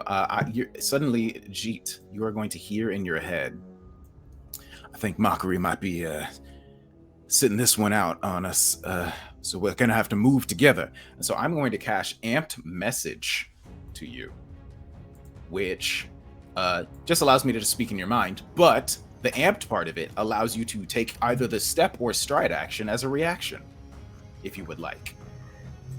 Nice. Yes, I will happily stride. 1, 2, 3, 4, 5. Wait, no, sorry. Heavy armor. 1, 2, 3, 4. Great. So that is my amped cantrip, and then in my second action, I'm just gonna. You know what? I'm gonna also try to see if I can recall knowledge about these little pillars. Or I did say I was gonna move forward with them, didn't I? So I'm gonna take the stride action, and I'm going to step forward. What's the rule on diagonal movement? I don't think I can't believe I've never. It's because I haven't moved at all this campaign yet. Yeah, it should measure it out for you with that too. But yeah, it's like a 5, 10, 5, 10. Got it. So I'm gonna just move right next to Jeet, because I feel like that's a pretty safe place to be. All right, and that's my turn. All right. Mockery. Oh, yeah, Mockery. Unfortunately, you have Fleeing, which I think makes you spend the whole turn running, but let me make sure on that. You're forced to run away due to the fear or some other compulsion. You must spend each of your actions trying to escape the source of your fleeing. Mockery, unfortunately, you are super fast as well. Yeah. Because I think you're speed 30? 35, shit. All right. Yeah, no, Mockery's kind of. Listen, he is closer to where the battle happened with the zombies and the horses than to Battlefield right now. He kind of call out, no, not again, not again, never again, no, please, and he'd run. This warrior who duels Black Dust turns tail, almost tripping over himself, nearly going on all fours to run, just books it. Rough. I mean, you see kind of Mockery just booking it through. Mockery is still on the screen, but he is 85 feet off of the map right now with his crazy run speed. Sweet. It is the White's turn. I will be right back. All right. I don't mean to jinx it, but I'm pretty sure Mockery's kind of out of the combat now, because to get back, he's going to have to spend an entire turn. It's basically like stunned for 2 rounds, basically. I can give you one extra. Well, no, I can't even do that because. Oh no, I can give you one extra stride if I use message again. Is Mockery in range?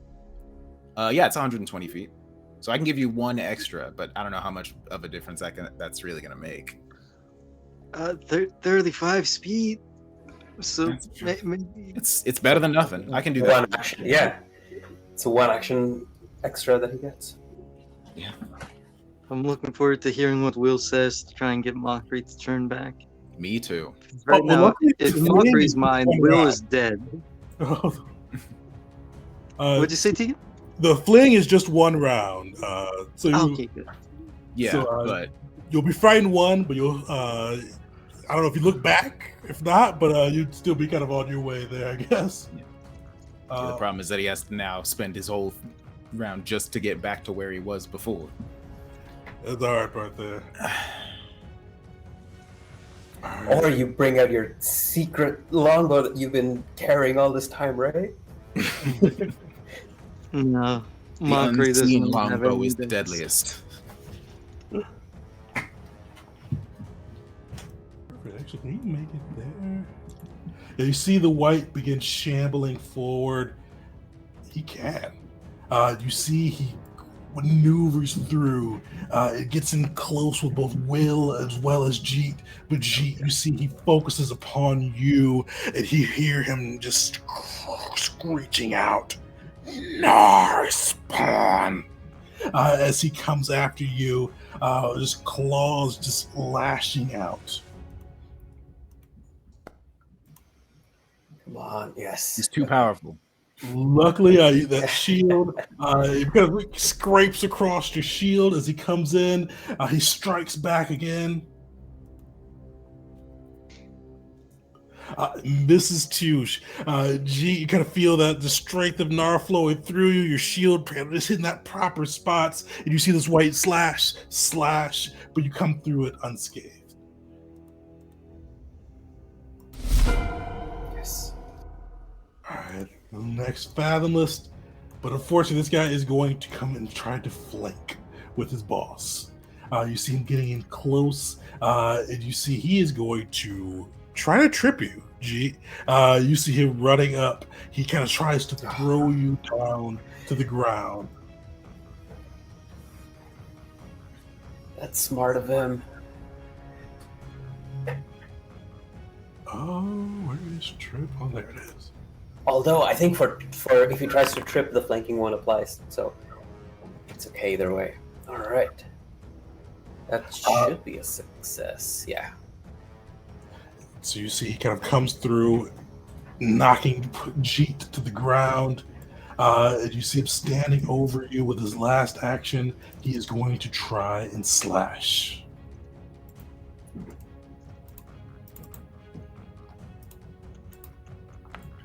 But luckily, Jeet, even on the ground, is able to maneuver out of the way, and the slash just rakes the air.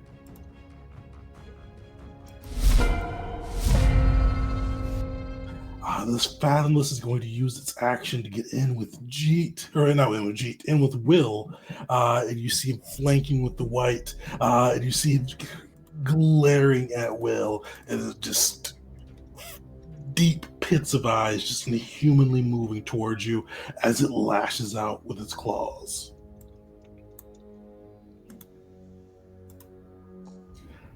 He's going to miss. The dice are not with them today. You guys are like just on fire, just between Jeet on the ground, rolling, moving, blocking with a shield. Will, you come in, see this guy coming in and just telegraphing his strike. You dodge beneath it. He follows up with his claws.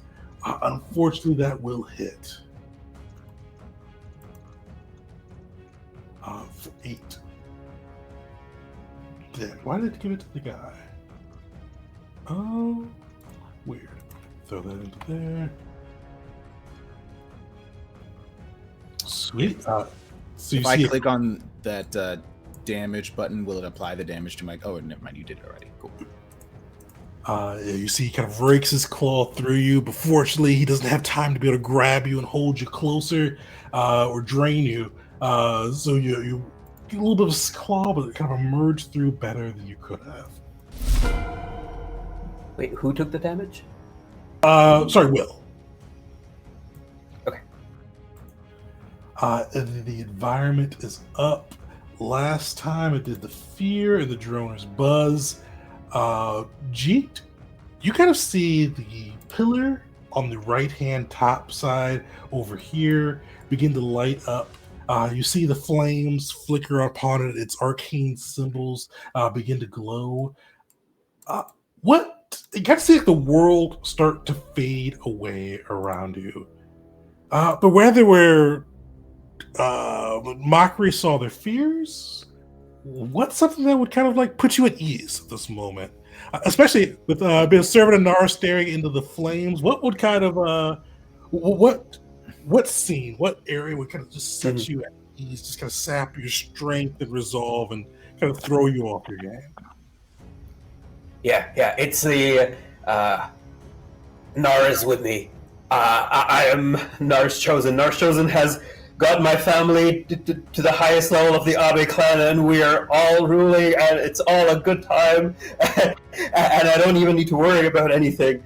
Everything is fine. Nice. Give me a will save.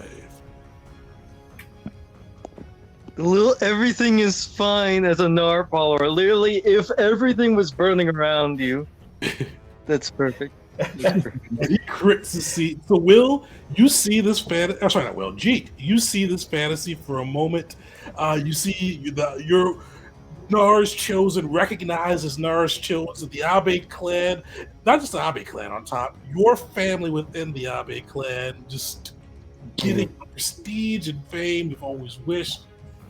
But you realize that's not true. How does Jeet snap out of it? The fact that he's on the ground right now, he's aware of that. He's like this turtle who's trying to get up. And, oh, no. The last time I was on the ground, I almost died. This is not a moment of contentment. That is definitely fair. And since you crit succeeded, you get a +1 circumstance bonus to your rolls next round. Ooh. There's one more environment piece. I haven't done that one yet. So with this one, they are going to target. Unfortunately, they're going to target you on this one, Will. You see the pillar on the left-hand front side, the one that is just like a pure open flame, begin to burn brighter, and you see the green emeralds emerge from it, and you see them start to streak towards you. This was a little bit more straightforward. We're going to need a reflex save for you. Let me post that as well. Good. This is the one I'm... Oh, no, actually. Sorry, I was looking at the wrong character sheet. I have Mockery's and my own character sheet open, so... All right, so it's a reflex save, right? That's right. All right. I don't think I have anything that gives a bonus to this, so it's just got to believe in myself. At 20, I'm probably, hopefully fine, maybe. I believe in myself. 20, yeah, you're good. So you are able to, you see this bolt of flame come streaking towards you. Luckily, you're able to dodge it. There's no damage on a success, and you come through unscathed.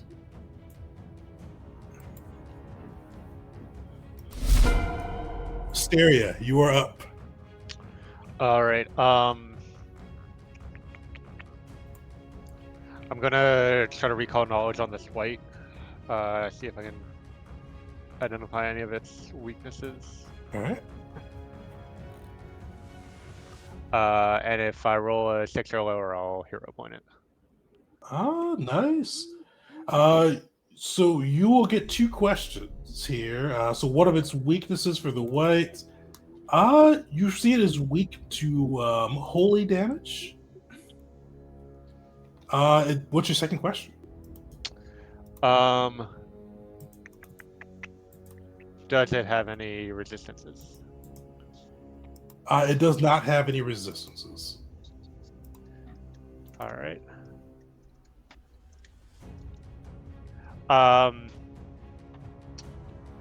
Just assume that's a success, so I'll go ahead and take 2 shots at it with my crossbow. It will be off guard for you. Cool. And are you able to apply that for me, or should I type in the -2 or +2? There should be something you can click for it to be.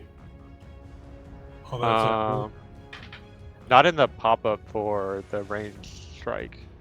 I can type it in and add +2 circumstance bonus for off guard, but okay. Yeah, that's what it's doing that way. Under the attacks page, like, is there a check mark? Maybe not. Not for off guard, no. All right. Okay. Doing that. Hey. Right, so that's.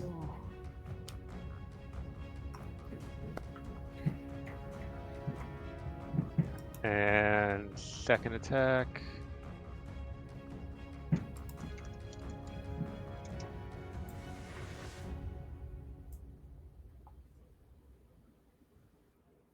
That'll hit. Another 12.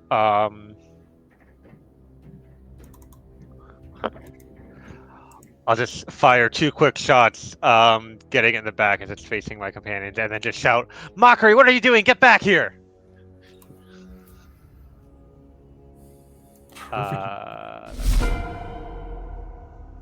Plug it through with arrows. It is looking rough. You see black ichor seeping from its wounds. Jeet, you are up. You see kind of that facade come crumbling down. You are back on the ground. The white standing above you is with the Fathomless. What do you do? Yeah.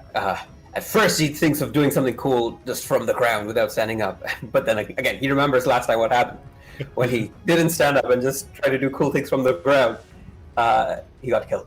So he's going to use first action to raise shield, second action to stand up, just in case they have attack of opportunity, and then third and final action is going to be, we need damage, so he's just going to try and punch the weight. All right. You stand up and you see it glaring at you, both of them glaring at you, but fortunately none of them strike. Nice. Okay. So this is going to be like as he's coming up, yeah, he's like raising his shield, but he's hiding the fist that he has to spring out. Flaming uppercut. Ooh, nice. Yeah. Take that.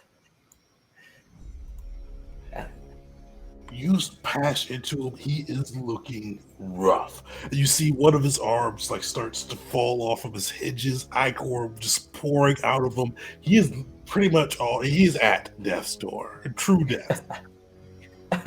Nice. Okay, that's my turn. All right, my turn. All right, this is another opportunity for me to do something I have yet to accomplish before. Very quickly, I need to check what actually is like the range on this spell. I want to try first to step as my first action, and I want to go, I guess, here. Okay. If I am understanding my spell's range correctly. If not, then I will just go here. But first, let me check. There was a way to like generate a place. Here we go. 15-foot cone. And then, do you remember how to rotate this thing? Yeah. Okay. If you use your mouse's Yeah. Better, Is there a way I can get these two guys and not get cheat? There. Yes. This is what I wanted. I want to do this. I'm going to cast. Nice. Wait, first, before I do any of that, sorry, it happens at the start of my turn. Will's just going to say, y'all are going to regret that. And then he unleashes his psyche, the golden light blasts out of his forehead in a circle all around him. And he has gone Super Saiyan mode. He's going to use his first action to step, and then his second 2 actions to cast the spell Haunting Him, which I have not gotten an opportunity to do this whole game. Sick. So with that, you need to be over 1 square, but you just saw they couldn't opportunity attack Jeet, so you'd be able to move over that square to make sure you get that placement for the thing. Oh, okay. Oh, I can't do it from here? With that angle, yeah, you need to be right in that square next to it, but luckily you've got more than enough movement to get there. All right, sure. So instead of stepping, I will stride, and then I'm casting it. Go. Sweet. I think it's a saving throw for both of them.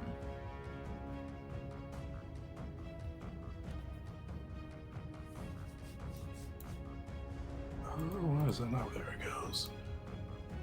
So the Fathomless will fail.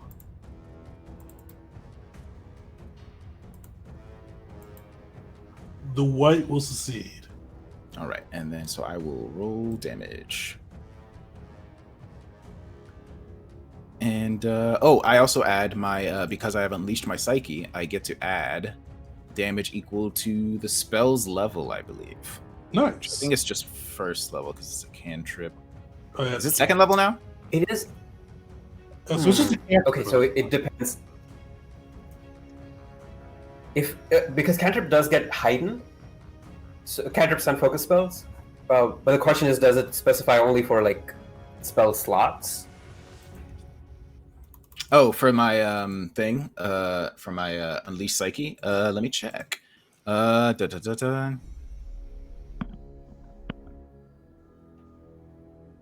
It just says when you cast a damaging spell. It says, bonus status bonus to its damage equal to double the spell's level. So, Okay. I think it's just GM's ruling right now, and we can look it up after the game. Yeah, we'll double it for now, and I'll look it up later. I just actually don't know what level I'm casting this cantrip at, because I don't understand how heightening cantrip works. My bad. So it'd be a 2, so 4 damage. All right, 4 extra damage on this. How do I... We can just add the 4 too if it's easier. Yeah, it's fine. Yeah, I don't do anything. So, 10 damage to both of them. I'm the greatest. Nice. And how does that all look? All right, so Will sort of like... Also, you iced that white. He had literally 1 HP left after GM. Awesome. So Will sort of almost glides. In fact, when he moves, it almost looks like he almost looks he isn't touching the ground, like he slides, like almost like he skates over, and just golden light comes out of his feet as he moves, because I also took the extra movement speed thing. And as he does it, he just looks in front of them, and like the massive deafening sound of a bell sounds, and it does sonic damage to both of these fools. You hear that bell toning. Icor runs down the face of the white. You see him strike out with his last bit of resolve towards Jeet. You see the shield clangs because that +2 came in handy on this one. And you see the white just crumple to the ground, beginning to wither to dust as that bell just continuously tolls. All right, Will, anything else you can do? Nope, that is 2 action spell, 1 action movement. I'm good. Perfect. Mockery. You are up. You no longer feel this intense desire to run. You hear Wisteria's call in the distance. You are frightened one. What do you do? He turns back and looks. He sees his allies alive. Would you say it's reasonable for him to realize what happened was a mental effect? It was not real. Definitely. And his face goes from frightened to slightly teary-eyed to pure utter rage, anger, and fury.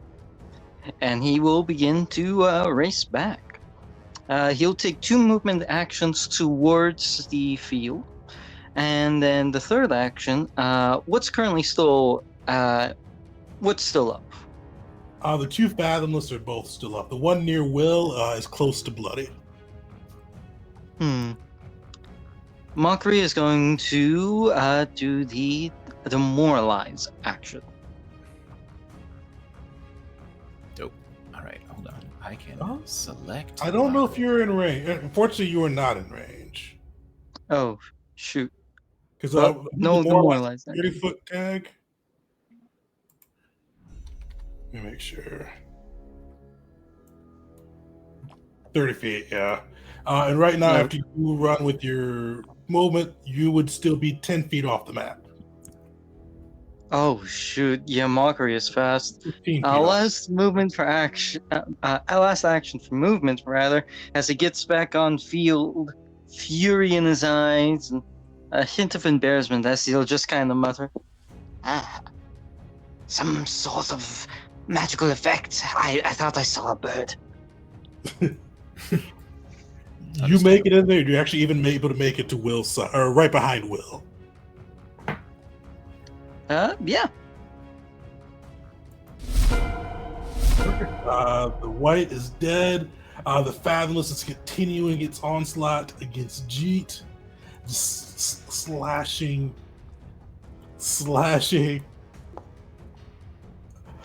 That all missed too. Yeah, so that shield is coming. Shield.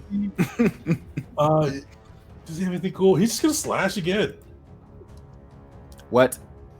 All right, good for him.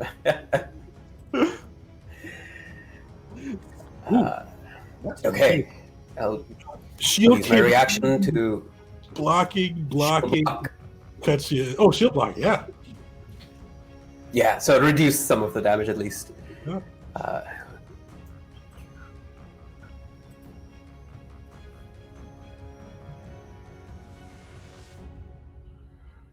Perfect. So you take some of that damage, or some of it ekes its way through. And its claws come at you as this Fathomless is just fighting tooth and nail to take you down.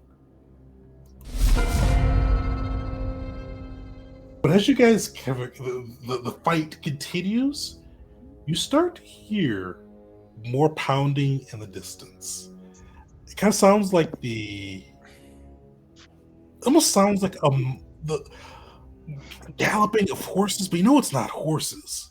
But coming from the cave, it sounds like, for those probably probably from you guys all with your time with the 13th Legion, it sounds like the running of men in a concerted effort, kind of echoing out from the cavern itself.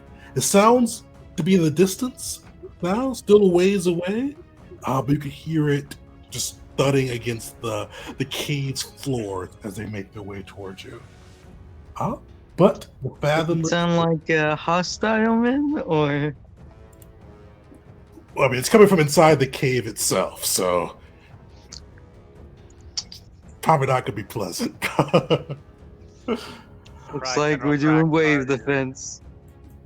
Thrax already cleared the place out, and they missed these couple, and they're coming to help us. Fathomless is going to pick on Will. Will, he is going to try to throw you from your feet and trip you to the ground. Don't.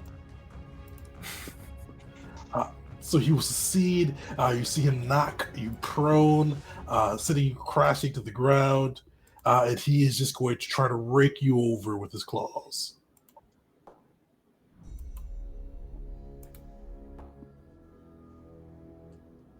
Luckily both will miss by 1 and 2. So actually, I forgot to apply. Did I apply that? I did apply it. Perfect. So right. Hey, I want to, in the spirit of honesty, you targeted Mockery for both of those, and both of those would have hit me. Oh, whoops. Well, thank you. I'll give you a point, hero point for that one as well. I appreciate it. I'm gonna need it because I'm fucking dying. Double You A. know whose problem it is to heal people that get hurt? Ow. All right, so both of them go to me. They do. All right, can so help if I 8 can damage. Wait, hold on.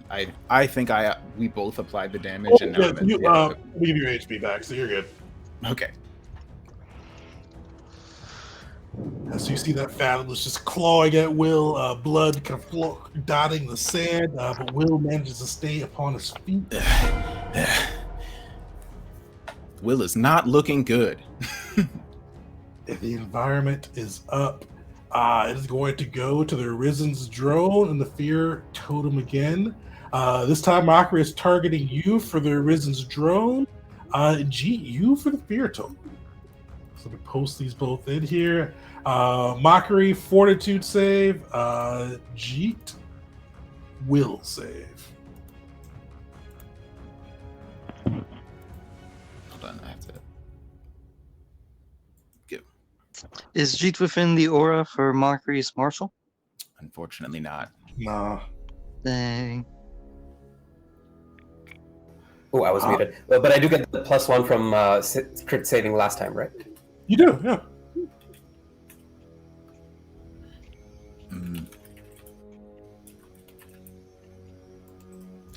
Mockery, you failed this one again. Would you like to use a hero point on this one, or you want to save it? Yes.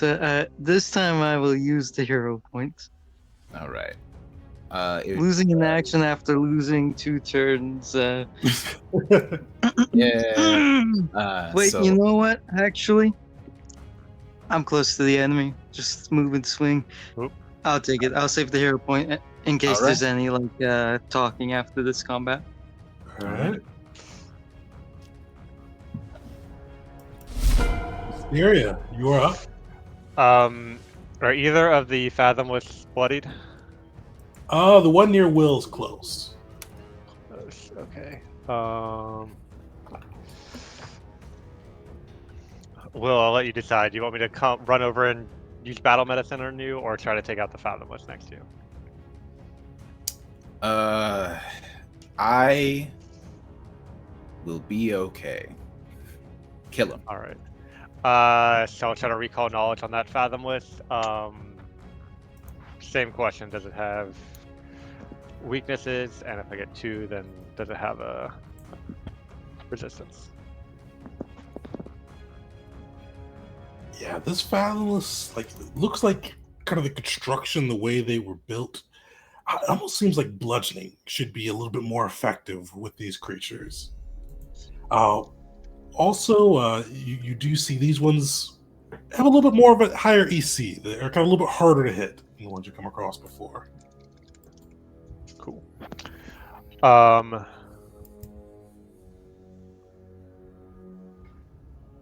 Let's see. All right, I will take a shot.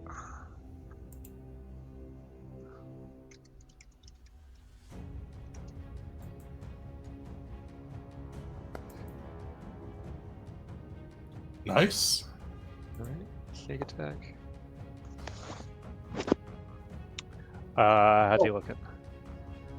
Fortunately, the sneak attack, because he has to be off guard for sneak attack to apply, right? Oh, did I not get off guard? You did not, unfortunately. Okay. Still hits. I'll just be minus the 5, so 4 points of damage. Sweet.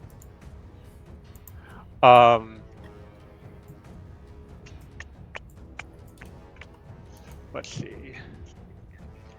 Yeah, I'm gonna use my last action to stride a bit closer. All right.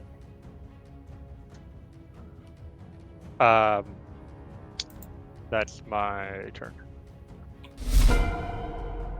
G, you're up. All right. G shouts out to Wisteria. Wisteria, you are certain these are undead, yes? Yes. All right. Then they need to feel the wrath of Nar. And you guys know that in the previous turn, you saw the green and gold whip come out of Jeet and lash at one of them. This time he does something, and 5 whips of green and gold lash out, one against every creature in the area, and then a 6th one against himself, as I cast 3 action heal. Wow. Nice. Yo. That should get Will too, right? Yeah, that should get Will. Yeah, that should get... Solid. My hero. So This is the dopest hero. Okay, so everyone gets the good guys, the non-undead get 7 healing, and the undead have to roll Fortitude save against 7 damage. They both fail. Oh yeah, they'll take all of that damage, and that'll be my turn. See those bolts burning into him. The one by Will is barely hanging on. You see the other one just gets burned and singed as this holy healing rips out. And Will, you get some much needed relief too. Mm-hmm. Oh, and Will, you're up too. All right. So, I heard that these things are weak to bludgeoning damage. So, at least I assume Wisteria shared that with us. First thing I'm gonna do is you're gonna hear Rashanael's voice speaking to Jeet, saying, "Your assistance for this vessel is appreciated. we will return in kind. And so you gain some hit points. Not a ton, but it's a guaranteed amount that I don't have to roll for. So you gain. Sorry. Oh, I have to pop this back in for it to work. You gain 8 hit points. That's a lot. More than I needed, but I'll take them. Now I'm back and full. Dope. All right, that's my first action. My second action is going to be, because I am in my unleashed psyche form mode, whatever you want to call it, I am going to use Psyburst on this Fathomless. Nice. It's a basic reflex save to avoid 2d4 damage. All right, give me the damage. He's gonna take half. All right. For some reason, it's not scaling up the thing in my character sheet, but it is going to be 2d4, so I'm just going to have it roll 2d4. Cool. The bolt All right, burst into him. He is looking rough. All right. And then my last action, I think I have one more action. I would like to... You know what? I'm going to do the thing that I did before, and I'm going to help out my friends by casting another amped message to allow Mockery to move in. Oh, nice. Well, what do you say to Mockery in their head? You just hear the voice of Rashawn Isle say, "You must return to the fight. We are not done with you yet." And so you get a free stride as a reaction. Perfect. Mockery's gonna get ever closer. And Mockery, I assume you probably want to get in between the two remaining Fathomless, right? Yes. All right. Your turn is up. Both of them are within melee range. The one by Will looks very weak. It's also what's flanked. Mockery is going to swing to take care of the one that's already weak. Just getting that one out immediately. All right. Give me a second. I am not used to using Mockery's character sheet. So, select him. Target this terrible monster. And then just strike with that greatsword. Solid. It's crit. a crit. This guy had two left. Let's see how that damage comes through. 24. Wait. I don't know what happened.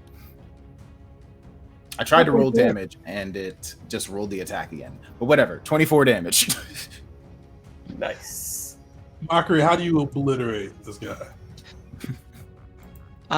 Mockery originally dedicated this fight to Sinzo. Every time he's ever done that, the fight has gone poorly for him. So he rededicates the fight to a different god, calling out to Ralg, Lord of Fear and Fury, not through words, but through violence and action. Raising his sword high, he brings it down in a great cleave to simply and bluntly cut this thing into to cleave it in half. You send both of its pieces flying. You're next to the other one as well. Do you lash out again? When Mockery cleaves that thing, his snake tail will shoot out against the other one and will cast a spell. Its bite being the Touch of Corruption. Ooh. To decrease that one's AC by 2 if he fails.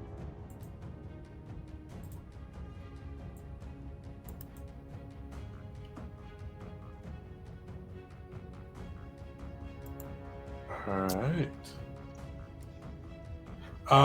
So I don't think Touch of Corruption can work on undead. yeah, Mockery Wait, was it Heal undead. yeah. It can't. Oh, never mind then. I feel like Mockery would know better than that. Then Yeah, he would know that's a new thing. Yeah. In that case, yeah, Mockery will just swing at it and wait. Demoralize first. All right. Sure, I can have him do that. Do they speak common? Oh wait, he has intimidating glare. It doesn't matter. Yes. Success. You see the creature recoil in fear. And that would just be a growling snarl for Mockery as he swings round and will attempt to attack this one with his greatsword yet again. All right. Dope. That'll hit. Got 8 more damage. Nice. You see the creature is looking bloodied as it cowers a bit in fear as the blows rain upon it. You will hear kind of it howl out, looking back towards the center of the cave. You hear the thudding of feet intensify, and you see the Fathomless turn and continue its barrage, trying to just rend poor Jeet limb from limb, just striking and striking and striking as it tries to take it out. But luckily, Jeet's gear is keeping him safe, and you see those blows just raining upon him, and he emerges unscathed. Shame. The pounding intensifies. You see the dust upon the cavern begin to shake as the threat gets closer and closer. The environment is up. You see the flames are going to blast at. The flames are going to target Jeet, and then for contentment, they're going to target you, Wisteria. Oh no. So Jeet, give me a reflex save. Wisteria, give me a will save. Jeet, you will succeed. Is Wisteria within Mockery's aura? Ah, shoot. 8. Wisteria, Nice. you succeed. So you get a +1 circumstance roll to rolls on your next turn. All right, here's your next turn. What's the +1? Is that on any roll? Or then... Yep, on your turn. Alright, I'm gonna try to recall knowledge on this Fathomless. All right, what are you looking to know?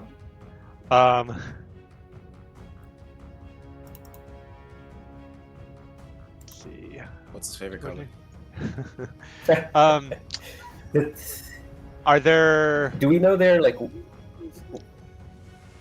weak save? Let's go with that. Weakest save. It's looking like Will is their weakest save. Good to know. And then... So the idea is that I don't know if he's off guard or not until I decide to strike, but then you tell me because I have to know for the calculations, right? Correct. Okay. So I'll go ahead and try a strike then. He will be off guard. Yay.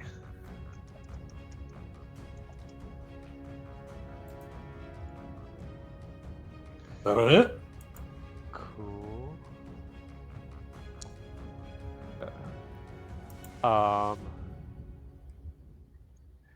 And then I will take another strike.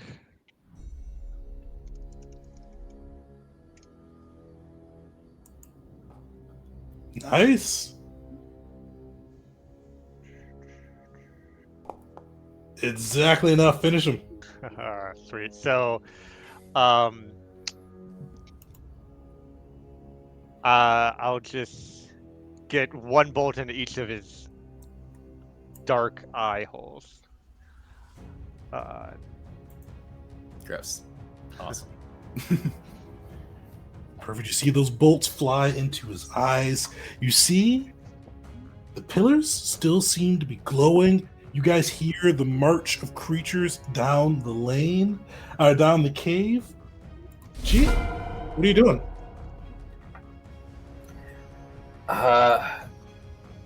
One of the things comes out from this pillar, right? It's the will save, or something this- happens from this pillar, right?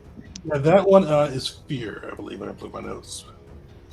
All right, let's go up to it and see if we can somehow try to disable this fear. Perfect. Give me a recall knowledge check. All right, just general click recall knowledge. Mhm.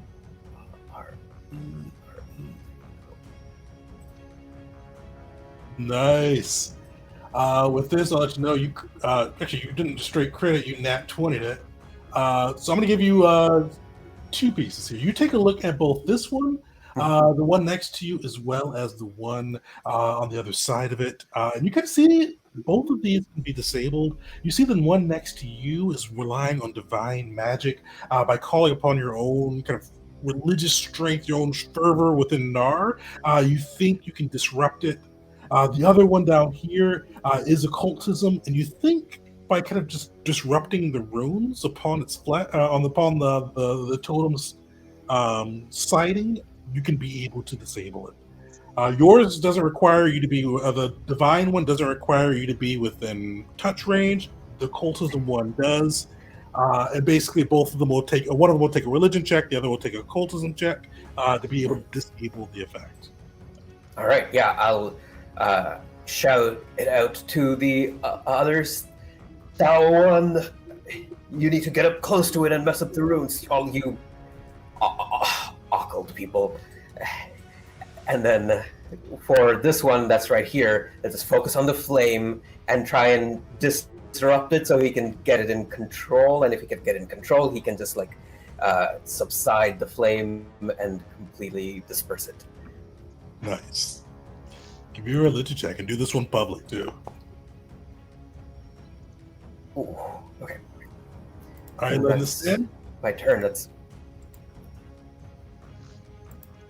Or do you or use the hero point, or are you letting that one go? I am out of hero points. Like I used up my one, so that's gonna be my turn.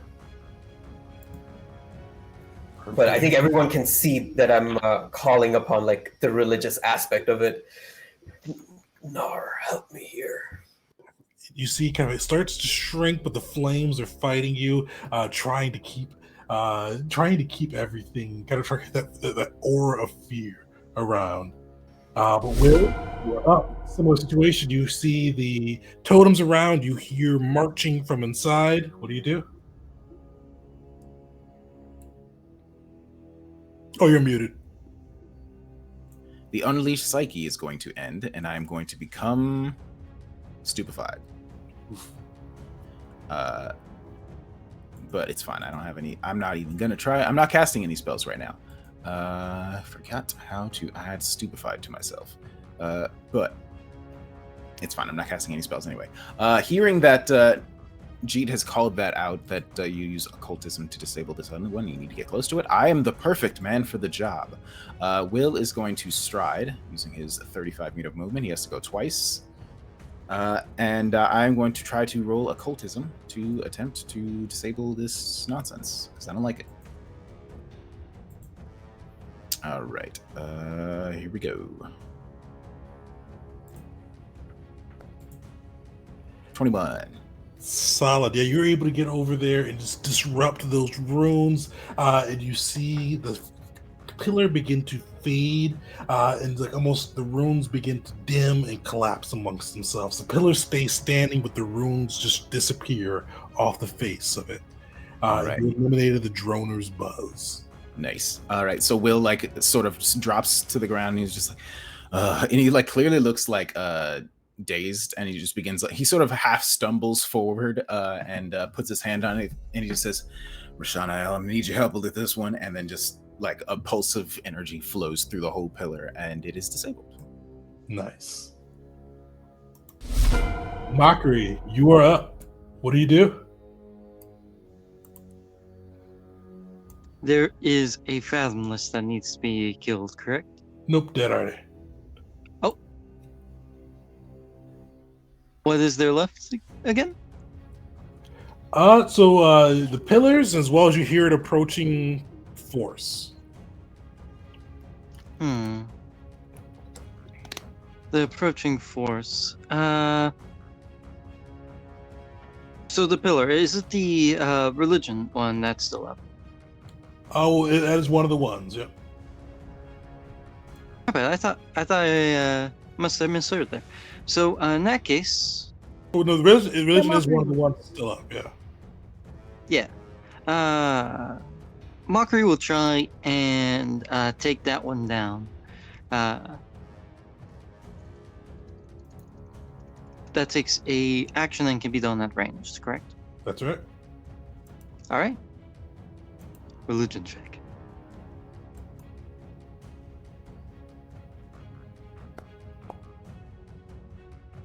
Yeah, unfortunately, as you try to kind of bring the infernal gods 0 power points. here, Mockery Oh, has you- failed these religions far enough.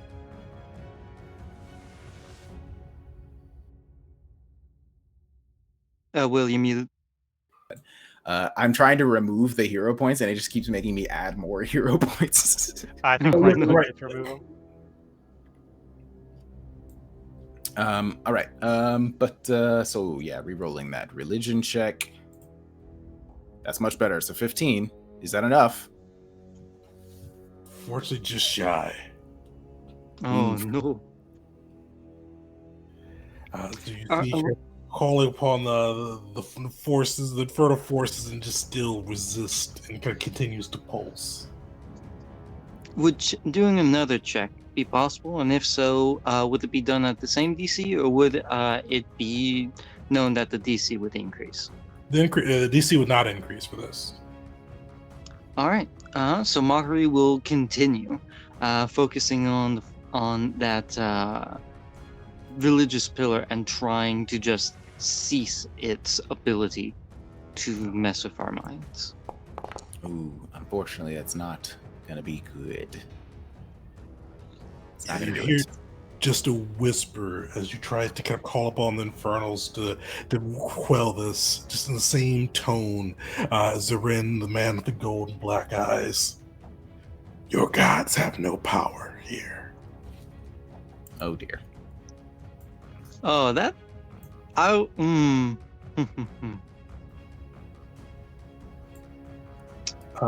Think of what While I know it does not directly impact combat, is there any possibility Mockery can attempt to demoralize the man with the gold and black eyes? Unfortunately not. No. Okay. So anyway, he can. Is there anything that can be done about the sound of marching approaching us? Well, what do you try to do? A possible. It's a good question. I brought up earlier. Do it again, like a demoralization. Unfortunately not. They are not within 30 feet of you. All right, just go with the flame again. Let's do it. All right. That's better. That is enough. You finally, even with Zarin kind of commenting your gods don't have any power here, whether through Mockery's own strength of will or the gods taking offense, you see kind of the just infernal magic enveloping this pillar, and you do see kind of the divine etchings start to fade away and the flame atop it go out in a flash. And Mockery will say with it, kind of as he was doing that, he was praying, but now he'll say loud. The Order of Hell. Tomek's Order. His domain reigns supreme. Your undead are nothing to him. You hear kind of the voice once again, sounding a little annoyed, but still confident, goes, wait and see. And with that, you can get into the new. We're going to take a quick break, but before we do that, though, you see kind of the ground begins to shake. You see faces emerge from the darkness, and you see fathomless upon fathomless upon fathomless, rows upon rows, almost a legion of fathomless emerge through. You see a horde of fathomless make their way up. So why did I give the wrong thing? Onto the map. You see them kind of charging forward, just faces locked upon you, and you hear kind of this droning once again in the background, and it goes, "This is my horde. This is the arisen horde. It will vanquish you and add you to our ranks." And you see it burst upon the scene, just eerily plodding its way forward, just marching, marching, marching.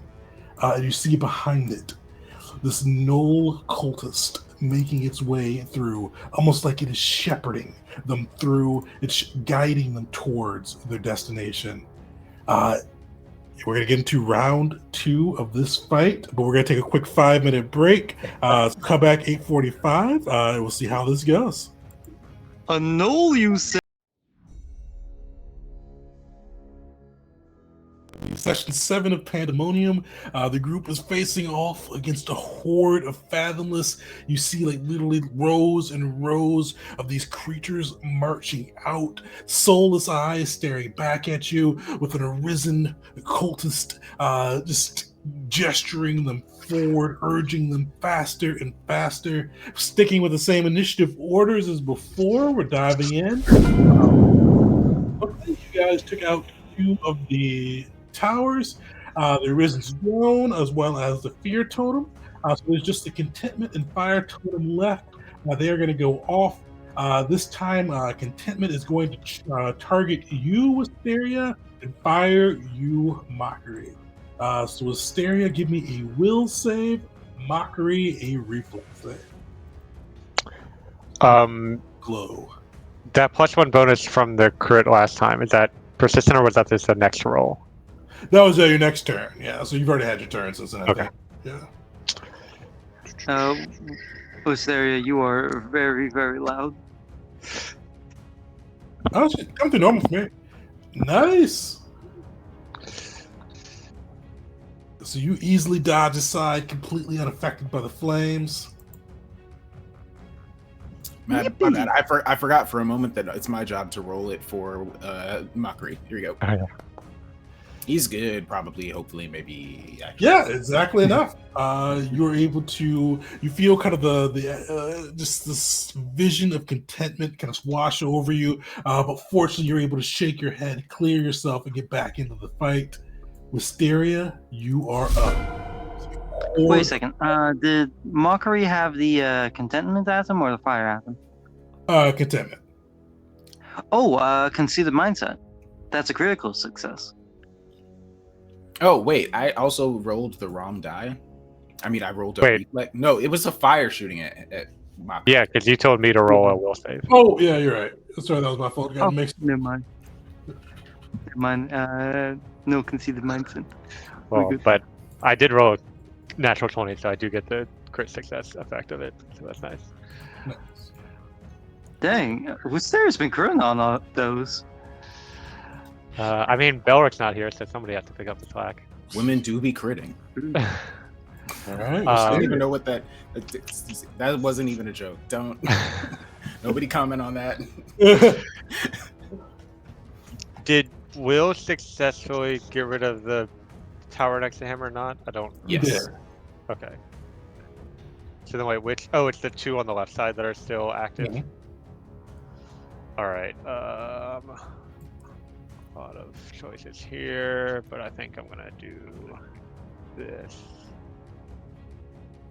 Stride up to Will and give you some battle medicine.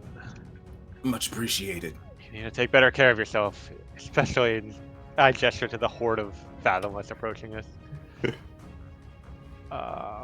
Oh wait. Oh, I want to do it from the. Is there a battle medicine option here, or just treat?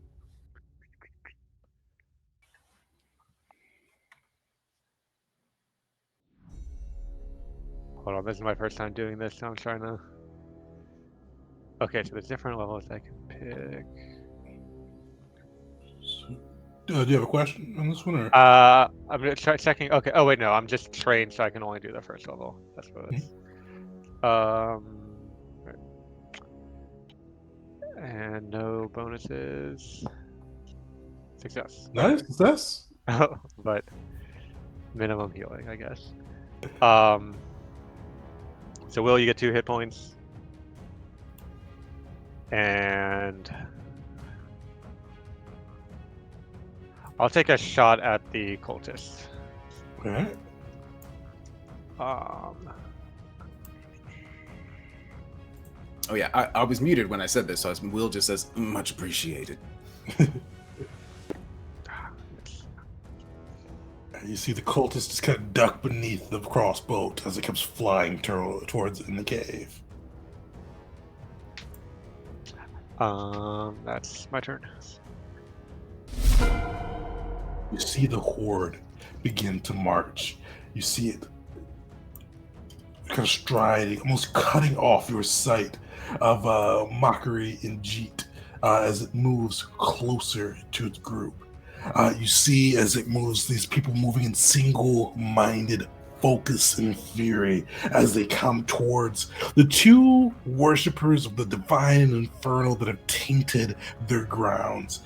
As they make their way within, you see them begin to unleash an onslaught with slashing claws left, right, against Jeet as well as Mockery.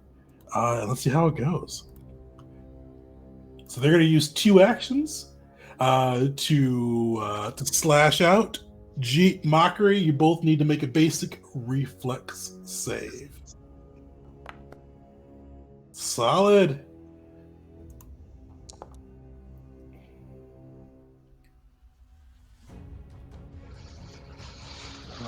How'd Mockery do?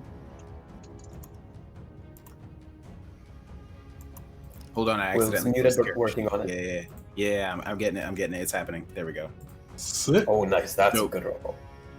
You guys both 22, succeed, moving quickly as these creatures slash and tear and kind of grind up against you. So you guys take half damage on this side, so you both will take 10 damage as this creature just lash and this horde just drives into you, trying to bring you down to the ground. Reaction. Iron Command. That I don't know how that's gonna work, but I'm all for it. Iron Command 30 dudes at once.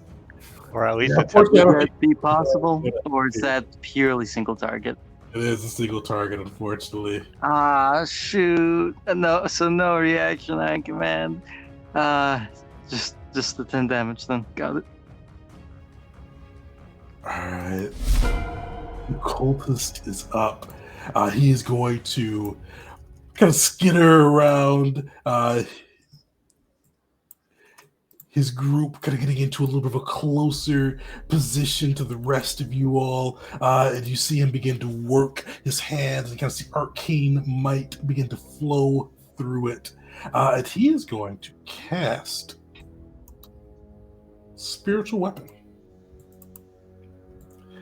Oh, no. You see this spear just appear upon the battlefield. Does it give me a little token with this? It doesn't give me a little token. Weird. But he's gonna pretty much put it right between Will and Wisteria. You see the spear pop up, and you see him wag his finger at Wisteria as the spear takes focus and go, No. You die. No heal. It is going to target you.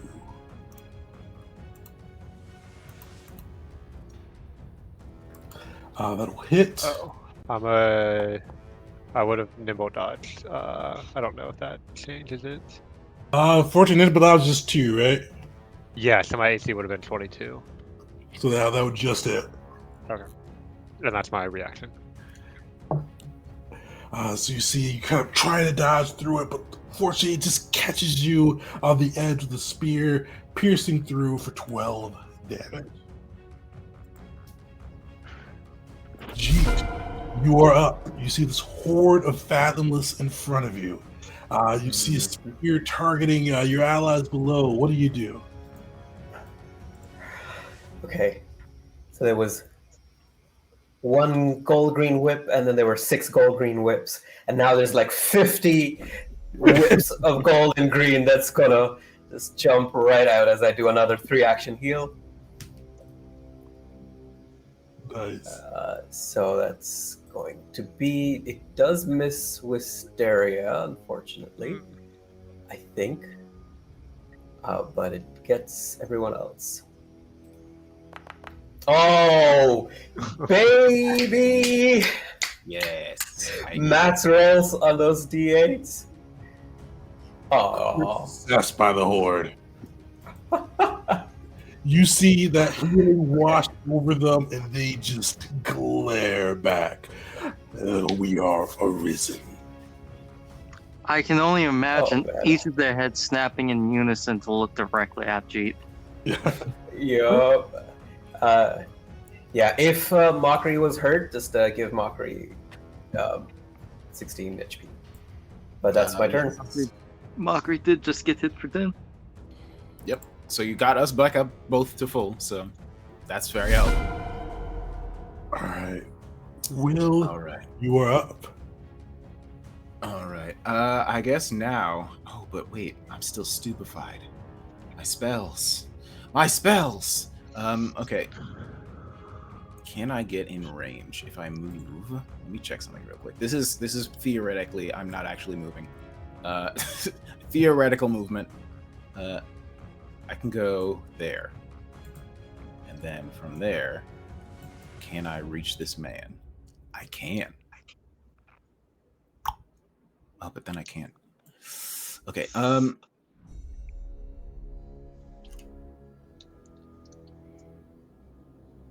What else do I do? What do I even have? What do I do besides cast spells? I can.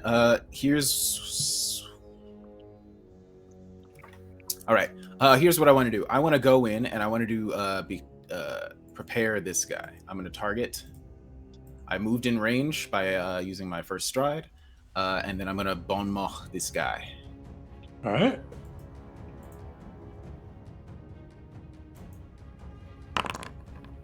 Hey, is that enough? Nice. That's success. What does Hey. Will say to him? All right. Well, I think. You know what? I'm going to say, yeah, Rashawn is going to do this one because it's speaking words with power. So he's going to use Rashawn's voice and say, "You command these hordes, yes? Then you must be destroyed." And he's going to be... he's going to have limited will saves until Okay. he is able to counter my statements. But then I don't have enough actions to cast any more spells after that. So I'm just going to back up. So I'm going to try it again, getting away from the very bad stuff, I think. Fair. Because I'm scared. Where do I go? Maybe I'll head towards this other tower. There's a chance that I'll be able to do something about it, possibly. So yeah, I'm going to move over here, charging over towards the next tower, getting away from the bad guys, and preparing for bad spells to cast on them next turn. All right, that's my turn. All right. Will saves are low if anybody has anything to do with that. You are up. You have the horde right next to you, the cultist within 20 feet. What do? He sees another gnoll. The gnoll's undead, right? He is. Yeah, Mockery kind of growls at this, and will just yell out, You are a fellow gnoll! You were meant to serve the Infernals, not turn against them! And he is going to charge at him while demoralizing him. All right. All right, target. Demoralize. Go. That'll succeed. And now Mockery is going to swing his greatsword. Dope. Where's Mockery's character sheet? So there we go. I have to I'm juggling over here. All right. Will. Thank you again for doing this. No Appreciate problem. That's a 25 to hit. That'll hit. No crit?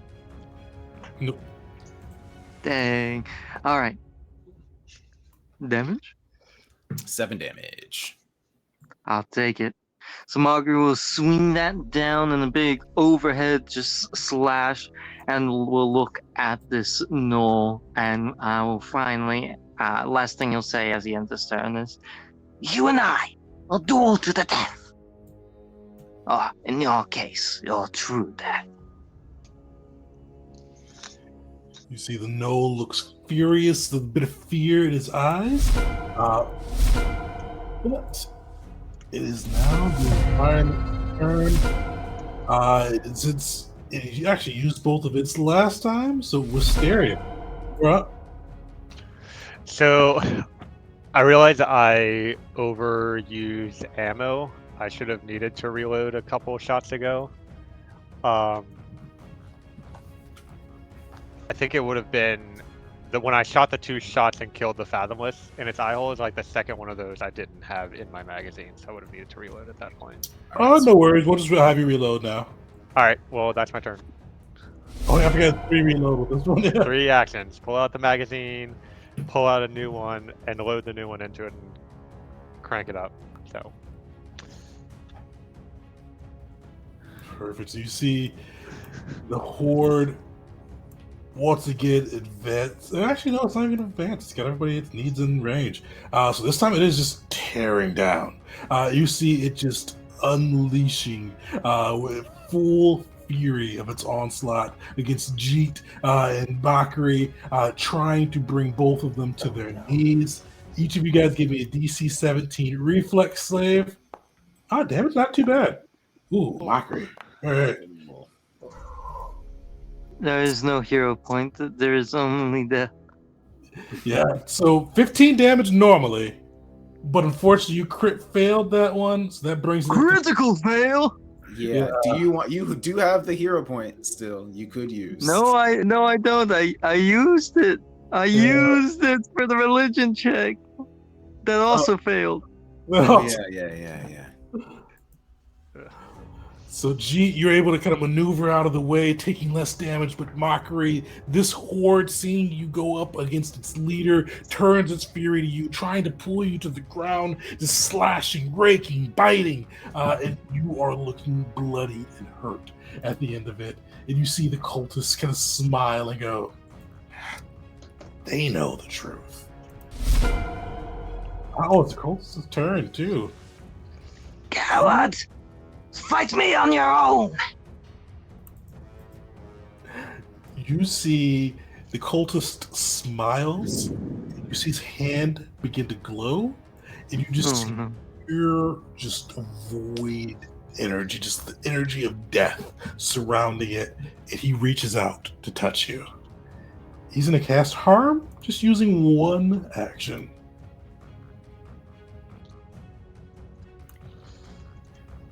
So give me a 21 fortitude save for our poor Noel.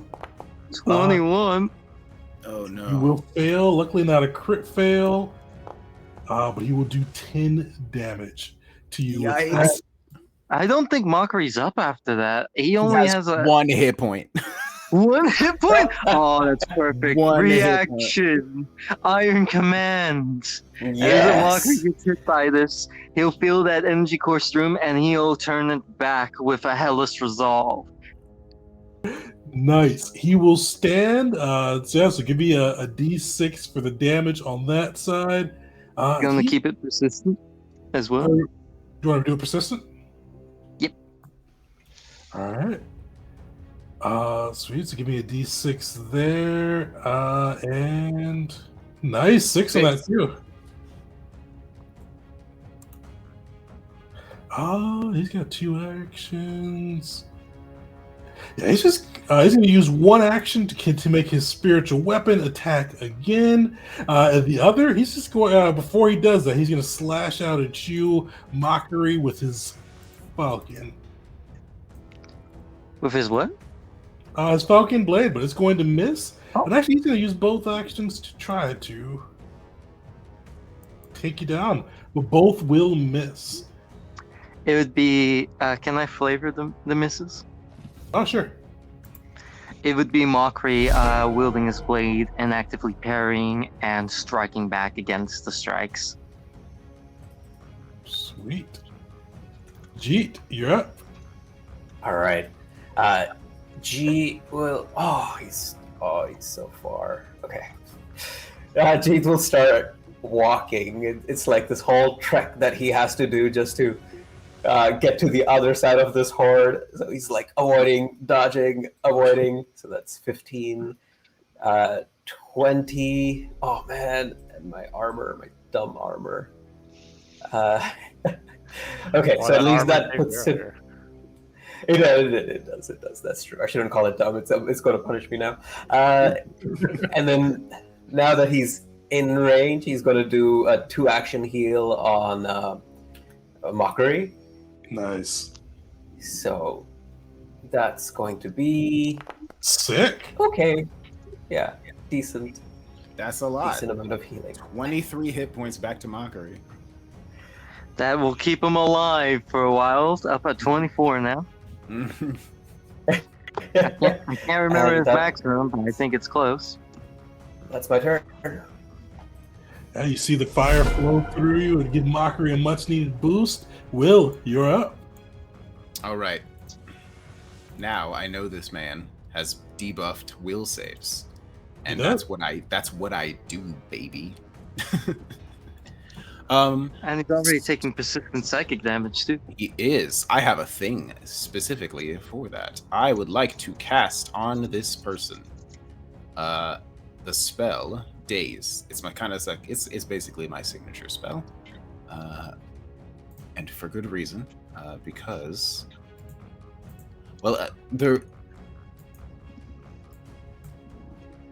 All right, I have to roll for the stupefied thing, right? Does it do that automatically, or is it just? How does that work? Yeah, you got to roll a d6. I'm not sure if it'll do it automatically. How long does your stupefied last for? It's one more round. It lasts 2 rounds, and this is the second one. So Okay, sweet. wait,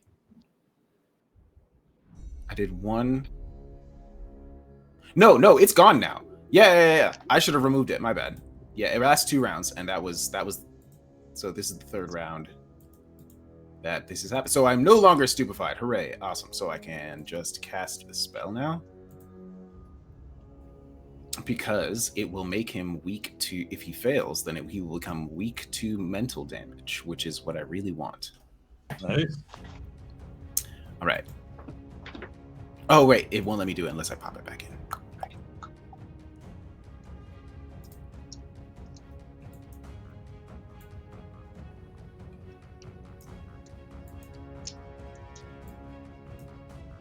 Oh, I'm doing so many things at once. Okay. No worries. Oof.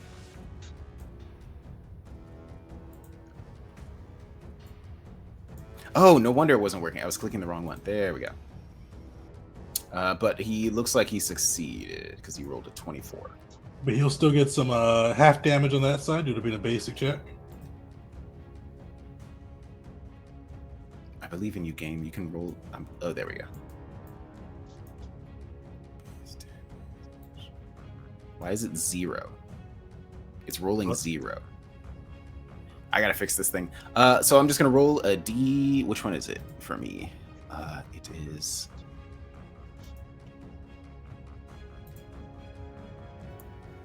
Looks like it would be 2d6. 2d6. Cool. Nice. So you see, he resists a good chunk of it, but you do get half of that through to him.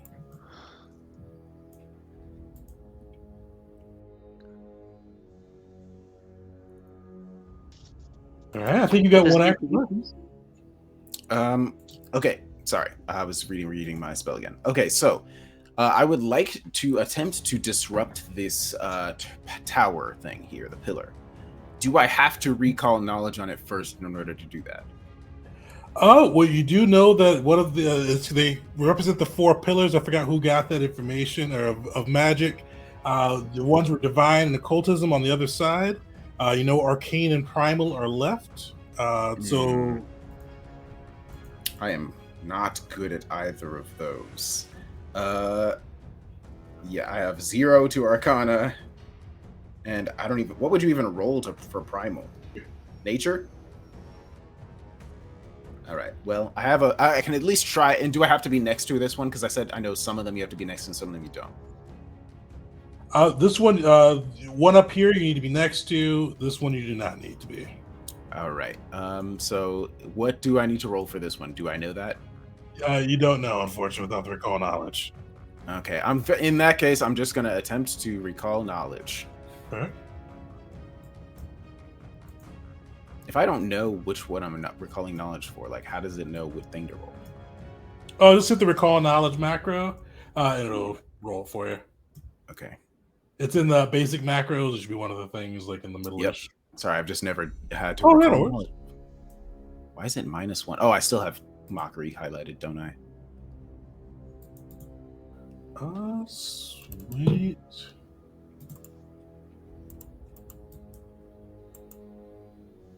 There we go.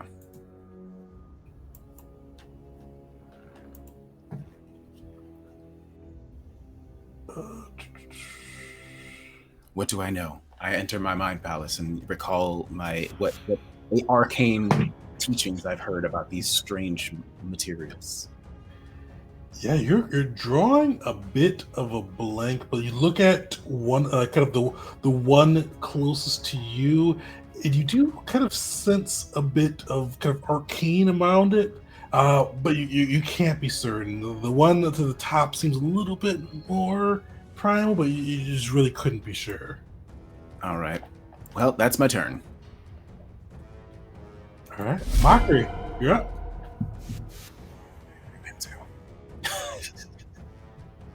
Continuing the duel with this cultist, beginning with an attempt to intimidate.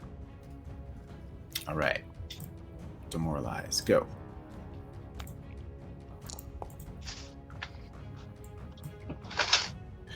See, this time he seems prepared for kind of your verbal lashing. He's holding strong. All right. In that case, would it affect his multi-attack penalty if he attempted to trip him? It would. In that case, just swing. All right. Swing. And you get like bonuses if your enemy has been commanded, right? By your Iron Command? No. Because there's like a check mark thing on your character sheet that says target has been affected by your champion reaction. I think that's for other champion reactions. The one Mockery has is just like free damage. Okay. Well, 24 hits, I assume. It does.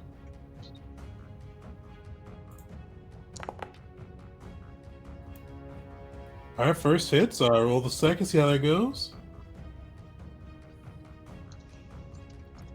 He's looking pretty bloodied after that kind of slashes into him. All right.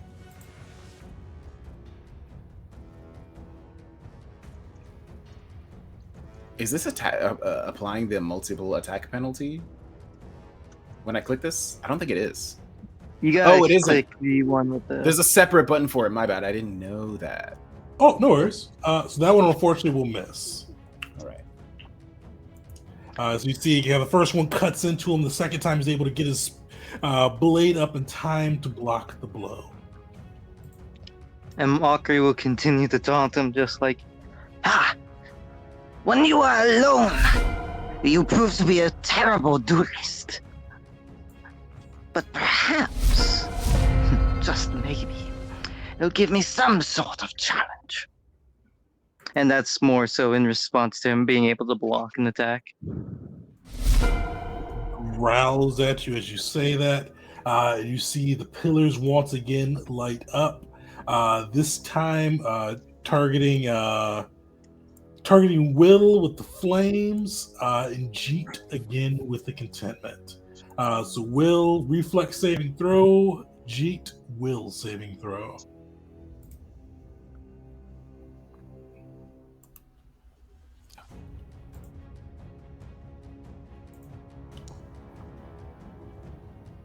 All right. Is 16 good enough? Fortunately, just shy. Dang. So you see Will, you kind of feel that rush of contentment, or sorry, Jeet, rush of contentment rolling over you, but luckily you fight it off again. Will, you see kind of like the sparks flare, and the flame comes arcing towards you, but unfortunately this time you're just a hair too slow, and will take 3 fire damage. All right. Wisteria, you're up. All right, I'm gonna try to recall knowledge on this knoll. I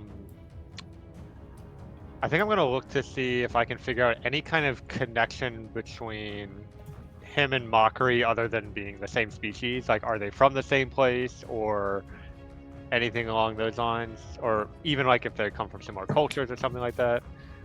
But there's my roll. And I'll use a hero point if my d20 is below a 10. Okay. This will be something even Mockery wouldn't know. Yeah, I mean, so and I'll give you another question with this. You can tell he's null. I mean, you can definitely tell like different coloring, different piping. His fur looks to be a little bit more old and roaring due to kind of the lack of life. But unfortunately, with kind of just straight looking at him, you really wouldn't know kind of the culture and things he's from outside of being a null. Okay.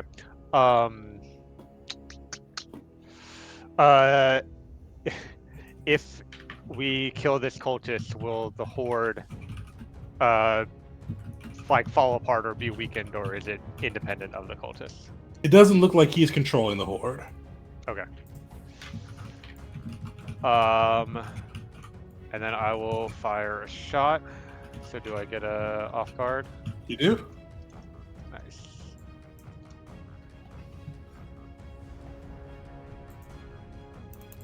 Hey. Nice. Whoa. Was he bloodied before this shot? He was. Okay. So I'm gonna go ahead and roll my critical damage, but I also have a Predator's Claw I can use, but there's no point using it if they like finish them off, although that's pretty low.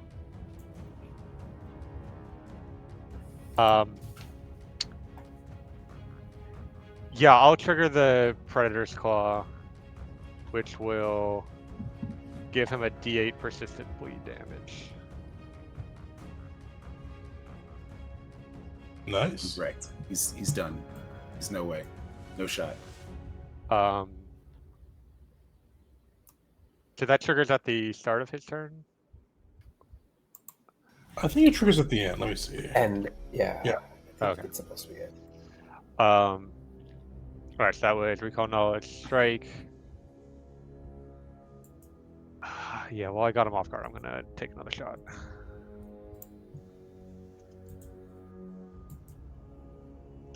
Or should I let the bleed work on him? Yeah, we need to deal with these pillars. The bottom left one, you said we don't need to be next to that one? That's right. Alright, and Will has not. So Wisteria is going to try to disrupt the magical energy that it's pulling into it with her book learning on... Oh wait, is this the Arcana one? He wasn't sure. It seemed like it, but he couldn't tell you for certain. Okay, I mean, she's going to try to just do what she can to disrupt the magic of it, and I'll throw down Recall Knowledge. You have to pick one of the checks on this one. Okay. Yeah, I'll go for Arcana then, as I was describing before.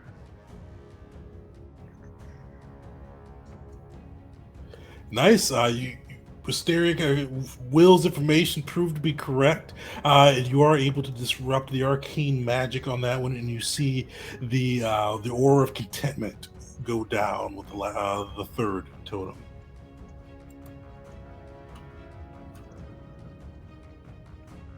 All right. Fathomless up. You see them begin still looking hardy, healthy, as undead Horde can look.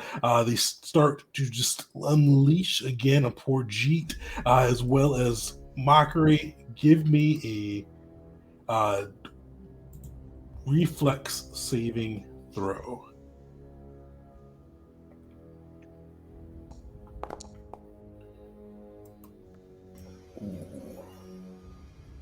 What happened? Wishing for a hero point now. Jeet will fail. Oh, and then Oh, right, my bad. I keep forgetting it's my job. I've been in a similar boat before. It's not easy. All right, reflex save, go. On Mockery as well, you see them just gnashing, clawing, pulling down.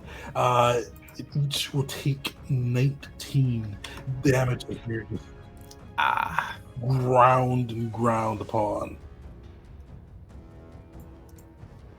Mockery should still be up at least. Yeah, You are. still holding on. How's Jeet looking? He's up, but well. Somehow holding on. But anyway, now it's the cultist turn. It is the cultist's turn. He is going. Persistent damage. He does. It takes that at the end of his turn, but he is casting harm. He's casting harm at 3rd level. Oh no. Reconsider. Luckily, G is out of that range. Ooh. So that's a save from Mockery, Oh, right? no, he's healing his horde. Battle of harm and heal on everyone's hit points. Yeah, hold on, I can't remember. Is it a save for Mockery? Yep, fortitude save. All right. I'll be honest, I kind of skimped out on Constitution for Mockery. I thought intelligence would be cooler. You see this energy wash over you, sapping your strength, sapping your resolve, bringing you down to your knees. You are knocked unconscious. You see the gnome stand a bit straighter as his own energy kind of invigorates him, and that is his turn. Oof. Well, he takes consistent damage now. Oh yeah, so give me D6 Luckily, that still goes off even if Mockery's down. Mockery, and then the Hysteria. Mysterious. All right. Blue build. I don't know how much damage it is. D6. It's just Do we? Does he have the psychic weakness on him? He does not. Unfortunately, he succeeded on his save earlier. Dang. Do we have an item bonus from ABP? Yes, well, +1. Okay, so that applies. The item bonus applies to the persistent bleed damage as well. So it's 1d8 +1. All right, so roll me a D8. Oh, sure. 5. All right, 9 points. He is still standing.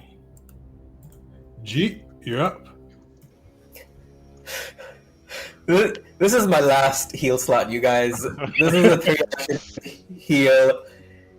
It's gonna miss the cultist because just how as the cultist harm missed me, but it's gonna hit the horde and myself, Wisteria, and most importantly, Mockery.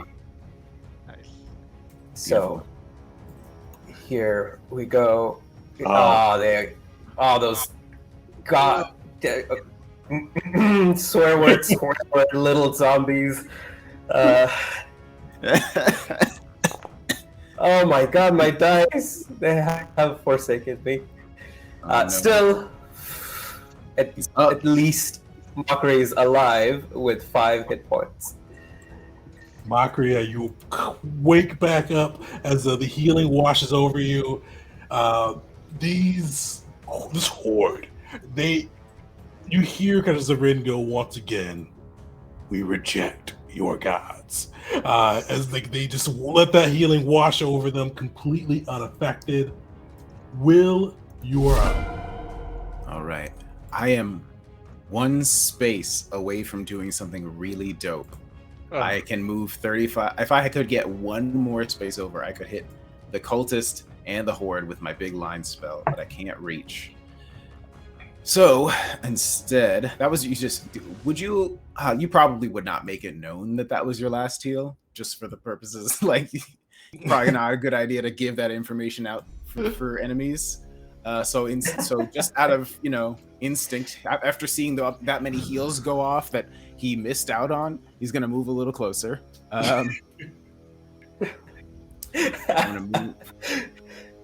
Luckily, Will's still pretty healthy. Yeah, I'm fine. It's just might not always be healthy. I'm gonna move just like here for now. Yeah. Will's gonna rush forward using one action. The second action is going to be I think maybe, you know what? I'm gonna try I'm gonna cast Fear on the cultist.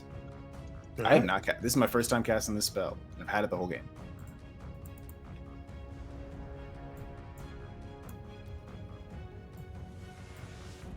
Fail, please. You'll fail. Hey. Frightened 2. Nice. The bond lock came in handy. Oh yeah, I honestly forgot about it. You see the cultists kind of shrinking back once again in fear. Mockery, you're on the ground, but you are up.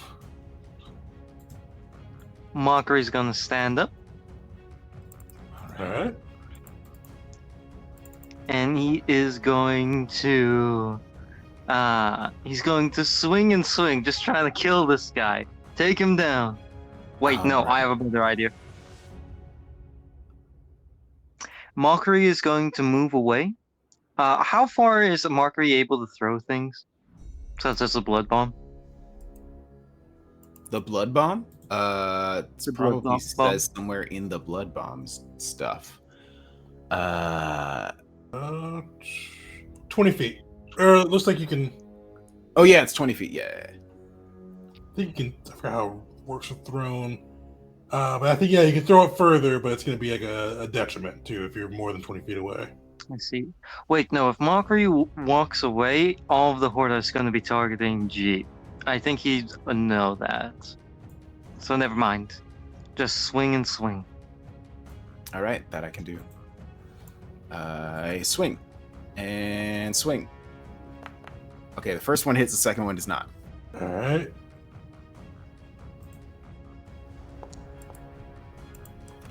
The cultist is looking rough. You see Ichor leaking from his blood. He is barely upon his feet. Mockery knows the persistent damage is coming up too, right? The bleeding, the psychic.